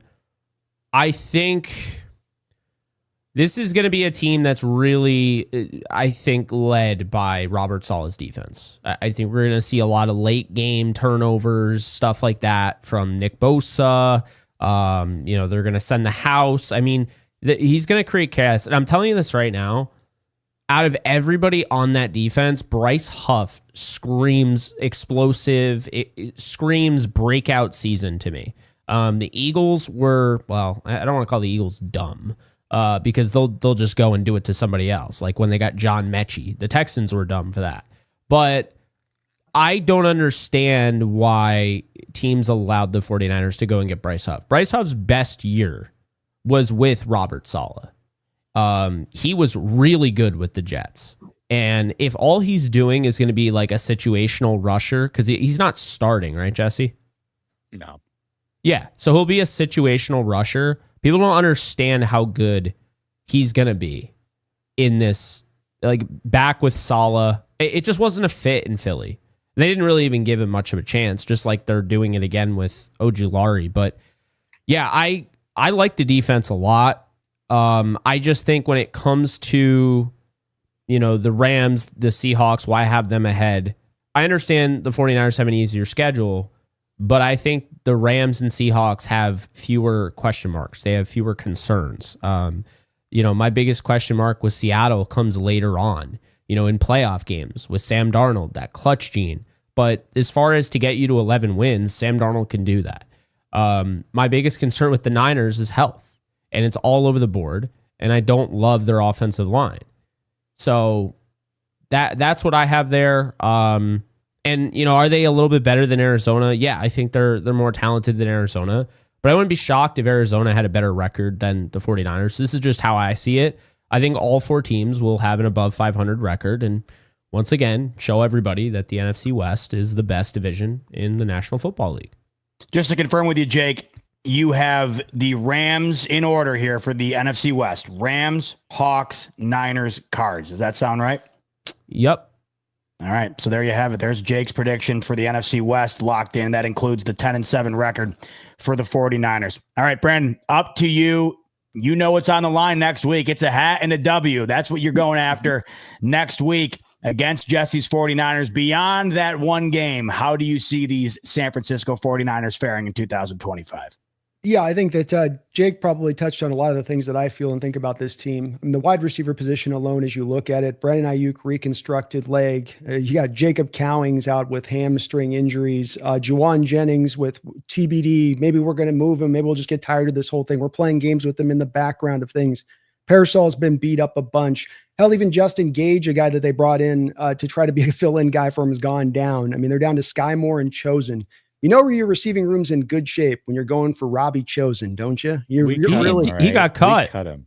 You cut him? Oh, dude. Okay. Well, thank God for that, because you're probably not better for it in being out there. But it's tough. This isn't the fact of the Niners doing something to kind of fail in this situation. And they're scrambling at the end of a Super Bowl window, which is what happens to teams. It kind of feels like shades of 2017 Seahawks, to be quite honest with you, where you're just trying to kind of squeeze the water out the hose a little bit. And they still are very talented. It's not that, but you just worry about a few of those holes there and some of the injuries that have lingered. Pooney's just getting back now. Even when Juwan Jennings comes back, remember mentioning last year to you, Jesse, about you lose all the training camp, then you try to get out there and just start playing. It's not easy, and it can lead to other injuries. And Ayuk had that happen. It wasn't his fault. Maybe it would have happened to hit regardless of training camp or not. Maybe if he was doing training camp, though, he has that instantaneous slight moment where he can get his feet down and get out of the way of that hit. And Trent Williams talked about him not being at his best, having no training camp. And so I look at that team and Mustafa being out for the start of the year. You're going to have DeMondre Lenore playing to the outside rather than as much to the inside where he should be playing, in my opinion. You lose Hufanga, you lose Dre Greenlaw on that defense. And I don't think it's as strong a defense. And while as the Bryce kid's a decent addition, he's got 1 year with 10 sacks and then 4 of the years with a combined 9.5 sacks, because he was with the Jets 3 years prior to his one breakout year. So even that, I don't know if I can rely along. The thing that allows them still to find a successful season and still maybe even get into the playoffs here is that easy schedule. This is one of the easiest schedules that we have seen probably in the NFL over the last 5 years. No cap, as the kids would say. They're going to get to 10 wins. They can fall drunkenly out of bed and land their way into a vomitous 10-win season. So you got the 10 wins for the Niners. We all know where you have Arizona. That's 4th place in the NFC West. But you do have the Seahawks at 11-6, the Rams at 11-6. So you're penciling in the Niners for 3rd place. I don't think we talked about this. Are the Seahawks winning this division? I think they have the potential to win the division, but I'd still give it to the Rams. The Rams have done more to earn their stripes over the past couple of years, and a lot of my team right now is the proverbial. The talent is there, the coaching is there, but is the fire going to take place this season, or is it going to have to wait till next year? I will say too, when they come to the Cardinals, I don't think that they're hard-lined into being the back of the division. They can easily get up to 10 wins. They easily have that upside into what they do. I just think that there's a couple of little tiny steps backwards they took this offseason, and then some of the initial looks here. That cornerback room, Mike, you lose a Will Johnson. What are you guys doing? What are you doing? Where are you going to? You got Melton over there who hasn't played a lot. What he goes down, what happens? It becomes a decimated positional group really quickly, and you don't have a lot of answers to call upon. Yeah, I mean, we got some talent back there. It's not, world beaters or anything, but no, that's fair. It happened anyway, though, Mike. I'd say, look, if my cornerback room lost 3 of its 4 guys, we're not going to have the answers for that. It's like, it ain't about bad roster construction at that point, just like it is with the Niners.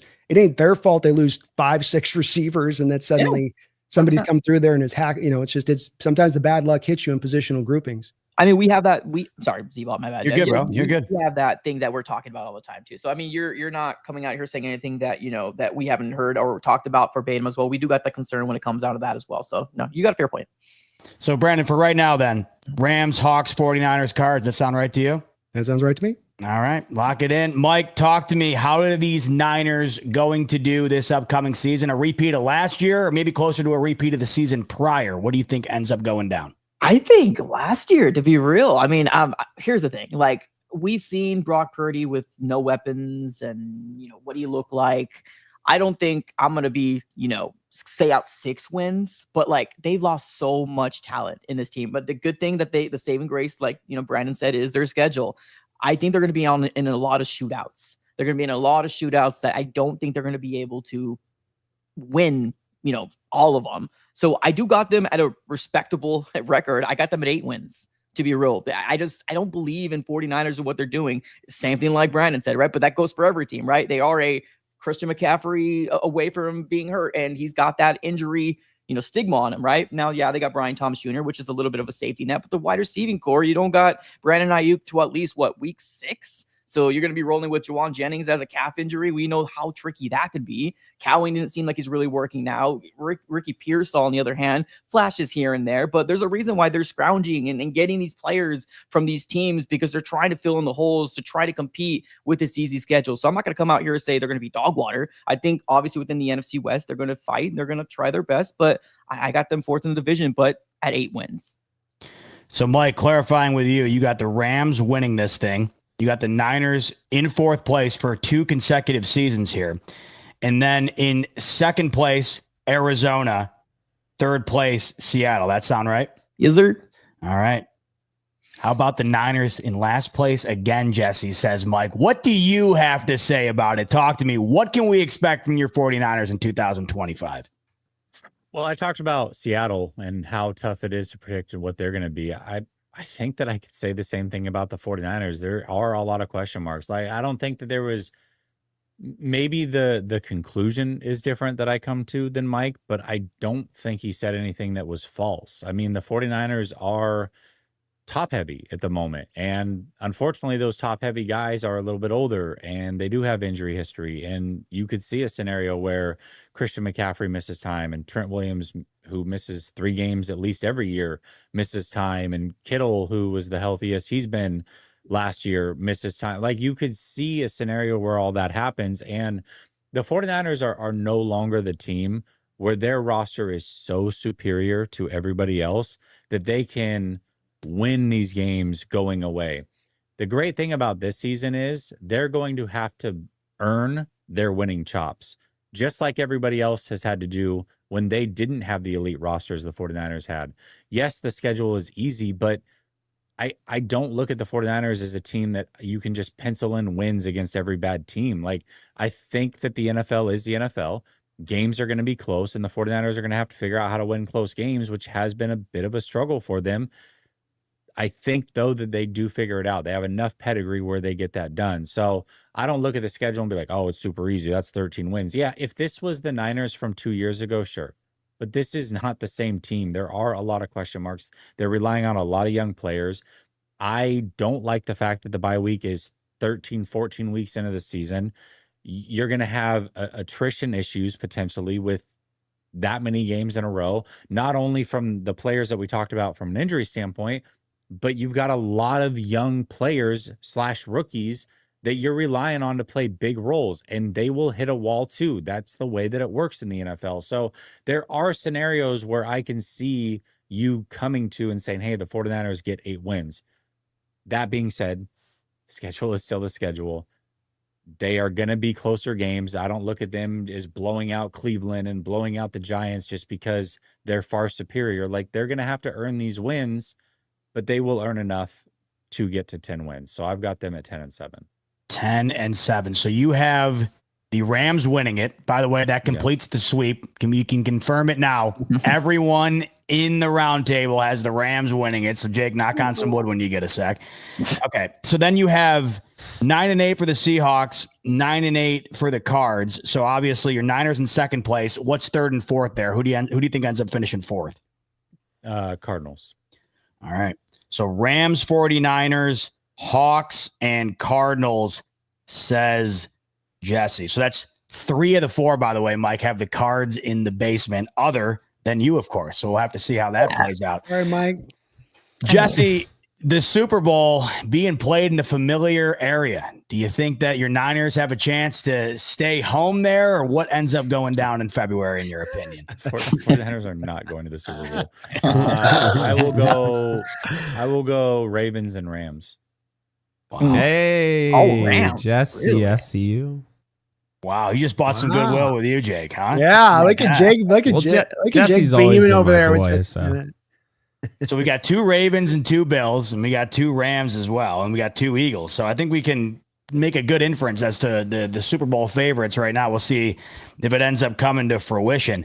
Wow. Predictions are in the book. So just to recap, we have everybody in the building with the Rams in first place in the division. Cards, 3 of the 4 at the bottom of the division. And then for the most part, though, we have winning records across the board for every single one of these teams, for every single one of you, except Mike, who has the Niners at 8-9, and Brandon, who has the Cards at 6-11. Yeah. So how about that? Brando. Or the benefits Ebot of having collectively in this division one of the easier schedules overall. I mean, the Rams are the first place schedule, according to Vegas' strength of schedule, still have the 20th easiest schedule in the sport. That's with a first place schedule. So we just really benefit in this division from having across the board. The 49ers get it best, but everybody gets the fruits of this. Next year is going to be tough. We have the AFC West and the NFC East, so enjoy it while we can. Yeah, savor the flavor. Well, what do you talk about? We still have to face the Eagles, and the Rams are facing the Ravens, so they're already getting a flavor of that. What you get with your first place schedule, sucker?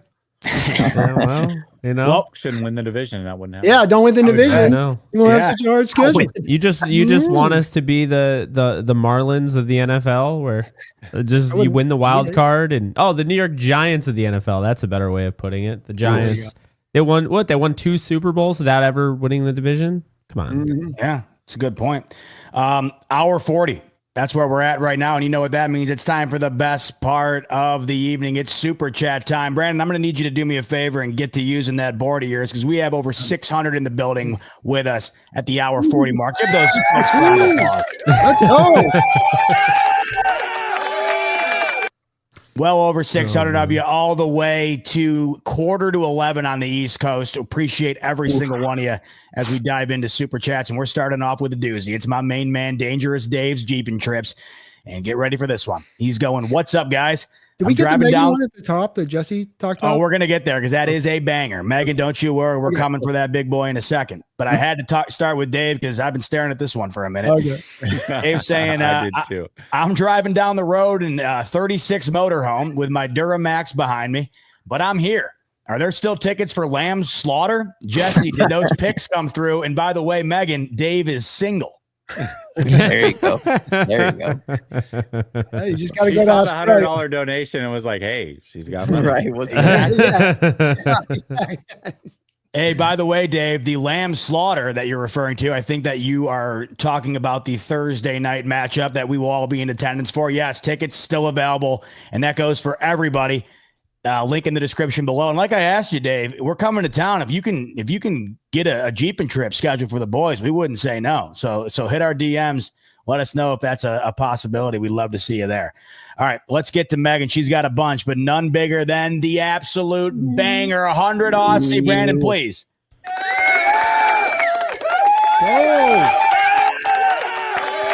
Ooh. Speaking of that trip, Megan's got an update for us. She's saying a month to go. That's right, Megan. We are this close, just a little over a month to go. Megan's saying, just got invited to the first fancy dress after party. And yes, there will be photos off of the crutches finally. That's awesome to hear, Megan. Glad to hear you're healing up. Megan says, and Zebot, if I can find Pete Carroll's college number, which is 46, for my throwback on the web, I can find your photo. If you don't know what she's talking about, she's referring to the origin of Big Booty Bot. Megan, I wish you luck. I wish you luck on your hunt. BBL Bot. You find it. BBL Bot. If you find the pic, let me know. We'll have to put it up here, but that's only if you complete the scavenger hunt, Megan. So best of luck. Megan's also saying she's a shrink after all. I think that's going back to the PHDH acronym that Mike coined earlier. That's what she called me out. Yeah, that's the acronym we're now going to use for deja vu. So Megan, all over that one. We got some more from our man Dave, by the way. He was feeling it tonight, coming in saying, like and subscribe. He's just kidding, by the way, Megan, even though Dave, it seems like he's single as well. So he's just kidding for now. He just likes to spend some money. He wants to give us a fun story and let it ride. So he's just kidding for now, Megan. Dave's also saying he's ready to take bets on Mason in Minnesota. Yeah. He thinks he knows he's going to play well, I'm sure. Right. Run the ball. Yeah. Aaron Jones is getting up there. So Yeah. how many touches is Aaron Jones good for every year at this point at his age? It wouldn't be an NFC. Oh, go ahead, Jake. Yeah. I mean, if Mason has the carries to do it, he's going to go over 1,000. He's that good. Yeah. I do not know why they let him go. Jesse was asking for Mason before they got McCaffrey in there. So he was looking for him to get touches. And that's one of those ones that's got to be a head scratcher for Niners. It's like, why did we want to not use this guy more? What happened? Why? That feels like a Kyle Shanahan. This is what I meant earlier when I was saying like the Rams like getting cute and cutting a guy just because it makes you look like stronger or whatever. This feels like a Kyle Shanahan ego move. Like, oh, I know I can just bring in anybody, any running back, and they're going to work in my system. And I don't know. I felt like Jordan Mason was the real deal. Like, this guy could be a star. I'm not kidding. I loved Jordan Mason. I'm glad he's not on the 49ers anymore, but as a football fan, I hated that move.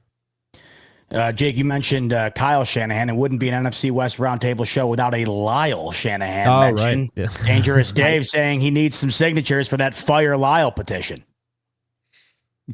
Anybody in here signing it? You're firing him before, like it's funny to me. Yeah. Like, let's not see how the season goes. It's just like, yeah, we're firing him right now. The season's about to start. I don't even want to see week 1. Just fire him. No, he's had enough. He doesn't care. Megan, she's saying, take the splinters from your butt, Jake, and answer. Whew. That was when he wouldn't pick a linebacker. Oh, gotcha. Good call. Yeah. What did I end up going? Oh, a coin toss. You said they were like your kids. I won't pick. And yeah. Like a child thrashing their You legs let them on the both ground. go to the Niners, Jake. No, I said coin toss. So I would have to flip the coin and decide from that, but I don't know what it is. So wouldn't it be great if that's how it came down to it? Some of these moves, by the way, like if you had a camera, Hard Knocks, I'll watch the Bills after this. Like KJ Hamler, for instance, they're just flipping a coin. And, Remember they did that. That was the whole thing with Jerry in the doc. He's like, oh, that's right. You want an extra $3 million? She said, we're going to flip a coin. Yeah. Doesn't that happen? I lost $300,000 with a waiver order. $300,000 that day. Yes, I did. I think it might, Jake. Yeah.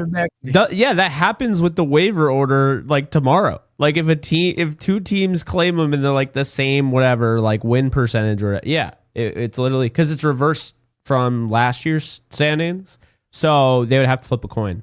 And draft picks. Don't sometimes they have that with a draft pick? Hasn't that happened in the past where they've had to flip a coin on the pick?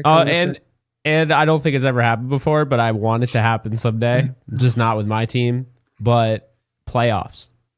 There's literally a tiebreaker there where you would flip a coin to decide who goes to the playoffs. Can you there's imagine got to that? be like 9 tiebreakers that are involved, but I've seen that. Yeah. I wonder if they nationally televise it like they did with LeBron James's decision, just this insane televised event. I was just thinking as you bought like these guys that are announcing their college now at the NIL is do that, have all the hats and be like, I'm going to do this by a coin flip and then stream it and all that. They'd have to because, people already use the R word all the time about being rigged. So you'd have to stream it, but then you'd have people be like, no, dude, that was all AI. Like, it'd be awful for the league. It would be Patrick Ewing frozen envelope all over again. Yeah, exactly right. Dangerous Dave back in. He goes, Z-Bot, are you happy with Joey Bosa in Buffalo? I'm very happy. He looks great up until this point. It's all a matter of health with Joey Bosa. We all know when Joey Bosa's healthy, he's still as good as it gets in getting after the passer. That's the way it's seemingly been for the Bills defense the last several seasons. Been unfortunately bit by that injury bug far too often. We're hoping that Joey Bosa doesn't get bit by it again. He's looked really good in camp, really good in the limited amount of reps he had in preseason. The Bills have been trying to find that dominant edge rusher really since Brandon Beane's taken over. They've had multiple stints with vets, Joey Bosa, the latest one. So we're really hoping in Buffalo he ends up being something because it's just felt like the Bills are that one piece away from being able to get over the top. 32 points to Kansas City last year. You can't get after him. You can't beat him. So hopefully Joey Bosa ends up being one of those X factors for Buffalo to be able to do it. Dave also saying Tang is a pile. That's Juice. Kyle Juszczyk. Juice. Oh, okay. Yeah. Tang. He needs to go, by the way. He needs to go, by the way, Jesse, according to Dave. I wasn't sure if he was talking about Kansas State's basketball coach. I was like, that's random. Find you someone that loves you like Kyle loves him, Juszczyk. Yeah. By the way, earlier, I know I said Jake didn't like him. He just doesn't like the fact that Juszczyk's making $8 million to play fullback. That's what he doesn't like. It's literally ridiculous. It's a novelty item. That is what Kyle Juszczyk is on this roster. He's a novelty, but it doesn't mean I have anything against him personally. So stop it. Unexpected Savage. Love the profile pic, by the way. I was hit by a BB gun. Niners added me on the roster. Oh, jeez. You're better than that. Unexpected. You're better than that. Oh, I get it. We need a couple of mods in here. We need some mods. Megan, I am going to Back to the Future. Do you want me to go back and change this, Z-Bot? Yeah, go back and change that super chat for me. And yeah, I don't know what else you're referring to. Maybe the fact that I kept referring to the Niners. I think that's probably what you're talking about. So if that's the case, Megan, go ahead and reverse that too if you want. Pretty good in all caps. Jesse didn't see the Niners CFL schedule. Hey, there is no CFL, and they're going to lose some games, a game or two that you're like, what the hell? How'd they lose that one? So it happens every year to every team. So Freddie K. Bassman, good to see you as always. Fellas, good to see you all. How about that? Right on time. Thanks for all the hard work to inform us and the funny moments. I think we got a good, decent chunk of both there. So try to mix it up. Yeah. Give him a little funny sound bite, by the way, Brandon. Give him a little something. What do you got on there for me? Hold on here. What we got? Nobody makes me bleed my own blood. There we go. Nobody. Alex is coming in. Jake and Brando in a Thunderdome match at the tailgate. And Z-Bot off the top of the dome through a flaming table for good measure. Who says no? Not I. Sign me up for that, Alex. That sounds like a ball. 2 men shall enter, 1 leaves. We got into talk of the cage match last week. It hasn't been lost on Alex. He's still trying to go for that. Oh, man. Set up in the tailgate. Are you a flaming table diver? Is that a thing? I've never done the table. You've never done the table? Haven't done the table. I've been around many table divers. Haven't personally done it. I'm trying to get in there and watch the game without breaking something. Yeah, I know. Like that. All right. That's my issue with that. So like you paid money to go to this game and literally you're going to go to it. No issue. Nothing can happen. You're safe. And then you're going to run the risk of breaking your leg or doing something bad and make it so you miss the game. That's not tailgating or pre-gaming. That's just stupid. Not this. They chose it as a rite of passage, man. You don't get to pick rites of passage from a fan base. It gets chosen collectively. So Z-Bot, you're in on that, whether you like it or not. I'll jump through a table engulfed in flames, dumped in jet fuel if they end up making it to February football. So you can hold me to that. I'll definitely end up doing it. How about after? So you can actually enjoy the Super Bowl. That's what I'm saying. That's all I'm saying. Celebrating after the fact? Okay. All right. Yeah. Regardless if I do that or not, an ICU trip is probably in my future if I end up getting to that point where the Bills are winning it. So maybe that's why I end up getting in there. What do we have here? Oh, I see. A Christopher Walken mention. So we are really flying in terms of hitting all cylinders on the NFC West Roundtable tonight. Dave says he needs a Christopher Walken signature on that petition for Lyle to get fired. Would Walken be willing to sign that, Brandon? Dave, no need. I see what you're doing. It's good. I like. But I go to his door every morning. Knock, knock. Who's there? Walken. Lyle, hello. Good morning, slap. Get out of my city, man, now. No more. We don't like you. We've not liked you for a while. Leave, please. We call you Lyle to your face. What do you think that means? Dave, I think that'll suffice. I think that's better than a signature. I hope that ends up getting it done. Man. That's for you. You can show that to Lyle. New member, by the way. A new member. Mark Sanchez. Give him a little round of applause for me, Brandon. Nice. I wonder if that's actually Mark Sanchez. No, my guy is different Mark Sanchez. But he hold on. Brando, did you just answer that with like actual like seriousness? You're like, no, that's my guy. You go, like, of course I know it's not Mark Sanchez. He's got it would be kind of funny of Mark Sanchez to be hanging out though with the butt fumble on his icon. Right on the profile. That's fair. That's fair. That would be cool. Like Dan Orlovsky's really owned the fact that he ran out of bounds for a safety. It'd be cool if Mark Sanchez kind of just ran with this and made it his profile picture. Oh man. Speaking of Mark, he's got a super chat for us. He's saying the nickname for Eamon Wari should be E Many Men. I went with He-Man Warrior. That's the song that they're going to be playing when Pearsall and Robinson walk out. That's right. Ooh, are they going to be playing it on that boombox, Jesse? Jesse turned it there. Let's go, Jesse. I see what you did there. They're going to play it on Jake's favorite boombox. We all know how much Jake loves that Niners boombox. They'll be blasting it on that. Good God. We'll save that video for later in the season. That surely will make its appearance at some point. Oh, yes, it will. Drama. Jake stays yapping. Go Cards. He did not like your prediction for Arizona, Jake. He didn't like it because it's the truth. I'm right. He's wrong. And that's just your reality. It ain't the truth, but whatever. Drama alert. Take that, drama. How about that? It's the reality, according to Jake. Week away from starting to find out if it ends up coming to fruition. Megan back in the building. Cards are my brother's team. Wow, a little interdivision battle there within the Megan family. So she hates them in principle. So she's with you, Brandon. 6 wins for Arizona. Sounds fine to Megan. Yeah, she sees where I'm going with it, and it's been a rivalry, but not much recently. Not really. Well, Gino's gone. Gino's gone. Yes, it was the Gino experience that was carrying us. Steve coming in. How good would the Seahawks be this year if they lost their top 5 D linemen for nearly the entire season? Well, Brandon, damn, not very good. Well, that's what I was kind of trying to point out. Both this happens in certain positional groups. It's happened to us at times in running back rooms and offensive lines, and this is the difficulty with 53-man rosters, even with the practice squads, is that you can get decimated on a positional group, and there are not just answers to be called upon on the street that are not going to have you missing a beat. Instead, when you have to go to those answers on the streets, when you go to the streets, it's never usually a good thing. We've got to go to the streets to find our answers. It's probably going to be a bit of uphill sledding when it comes to that positional group if it reaches that stage. And I think both the Cardinals and Niners have some positional groups right now that are kind of they're flirting. They're flirting with the line a little bit on that.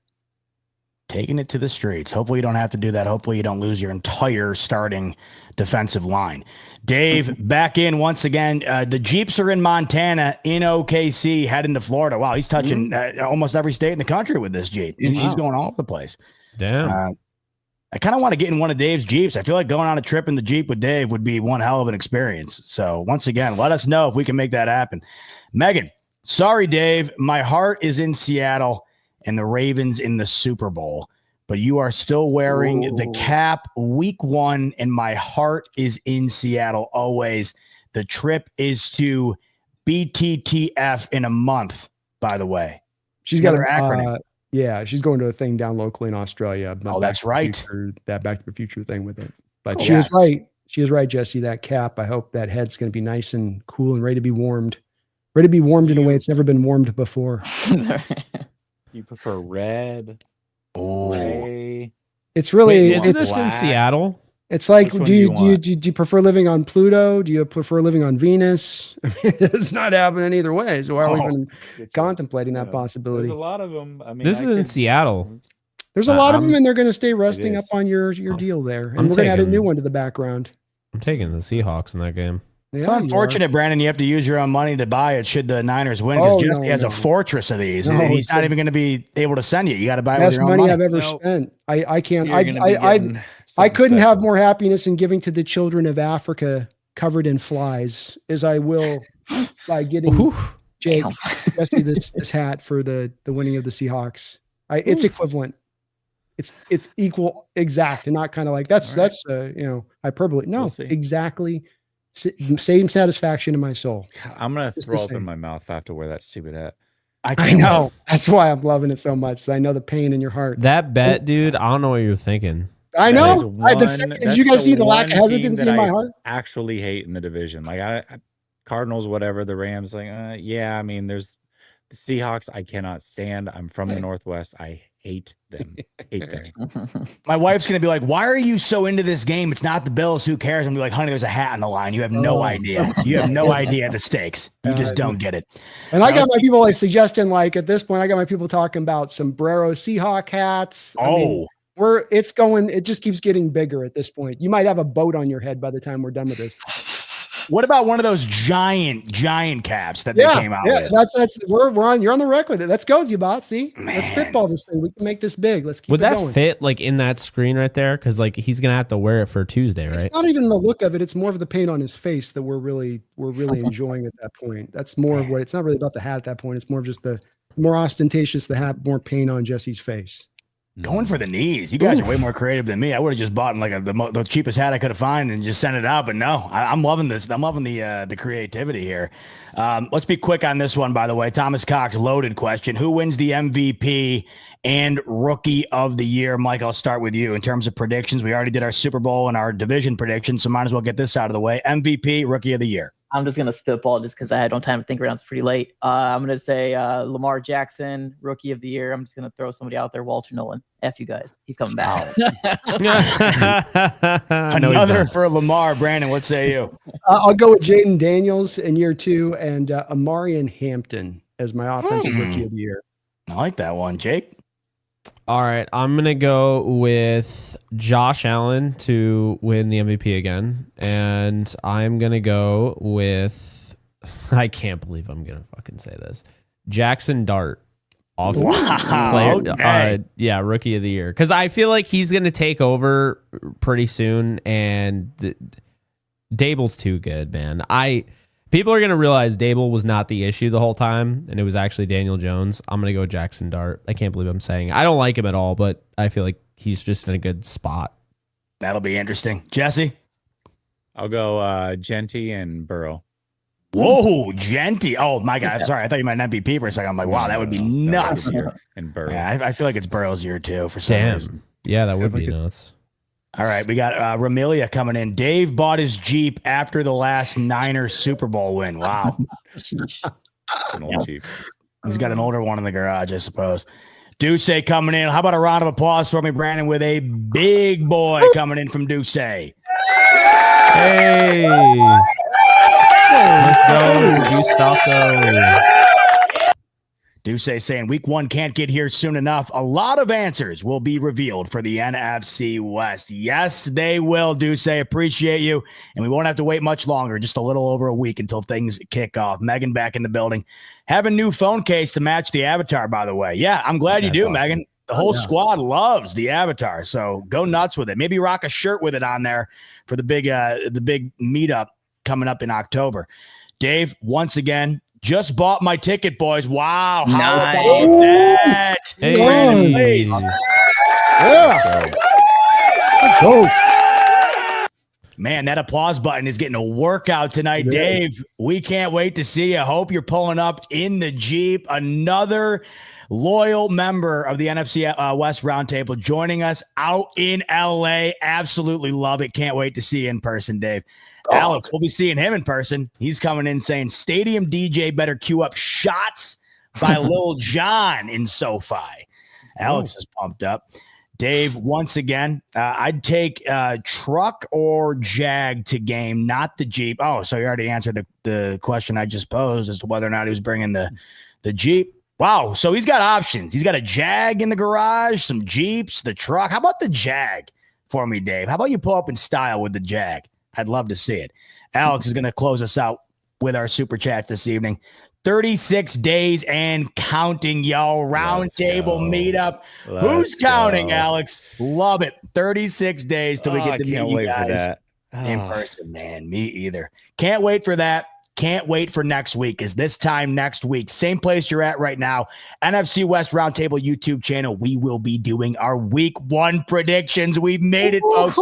We hope we see you there. But that's going to do it for us tonight on this episode of the NFC West Roundtable. And it was a banger. 2 hours in the books. Well over 500 plus you in here throughout the full duration of it. Can't wait to spend the season with you. We officially made it out of the preseason and the offseason. You guys were here the whole way. Can't wait to ride through the regular season with you as well. For Mike, Brandon, Jesse, and Jake, I'm your host, Z-Bot. Thanks so much, as always, for tuning into the NFC West Roundtable, and we'll see you on the next one. Go Cardinals. Go Hawks.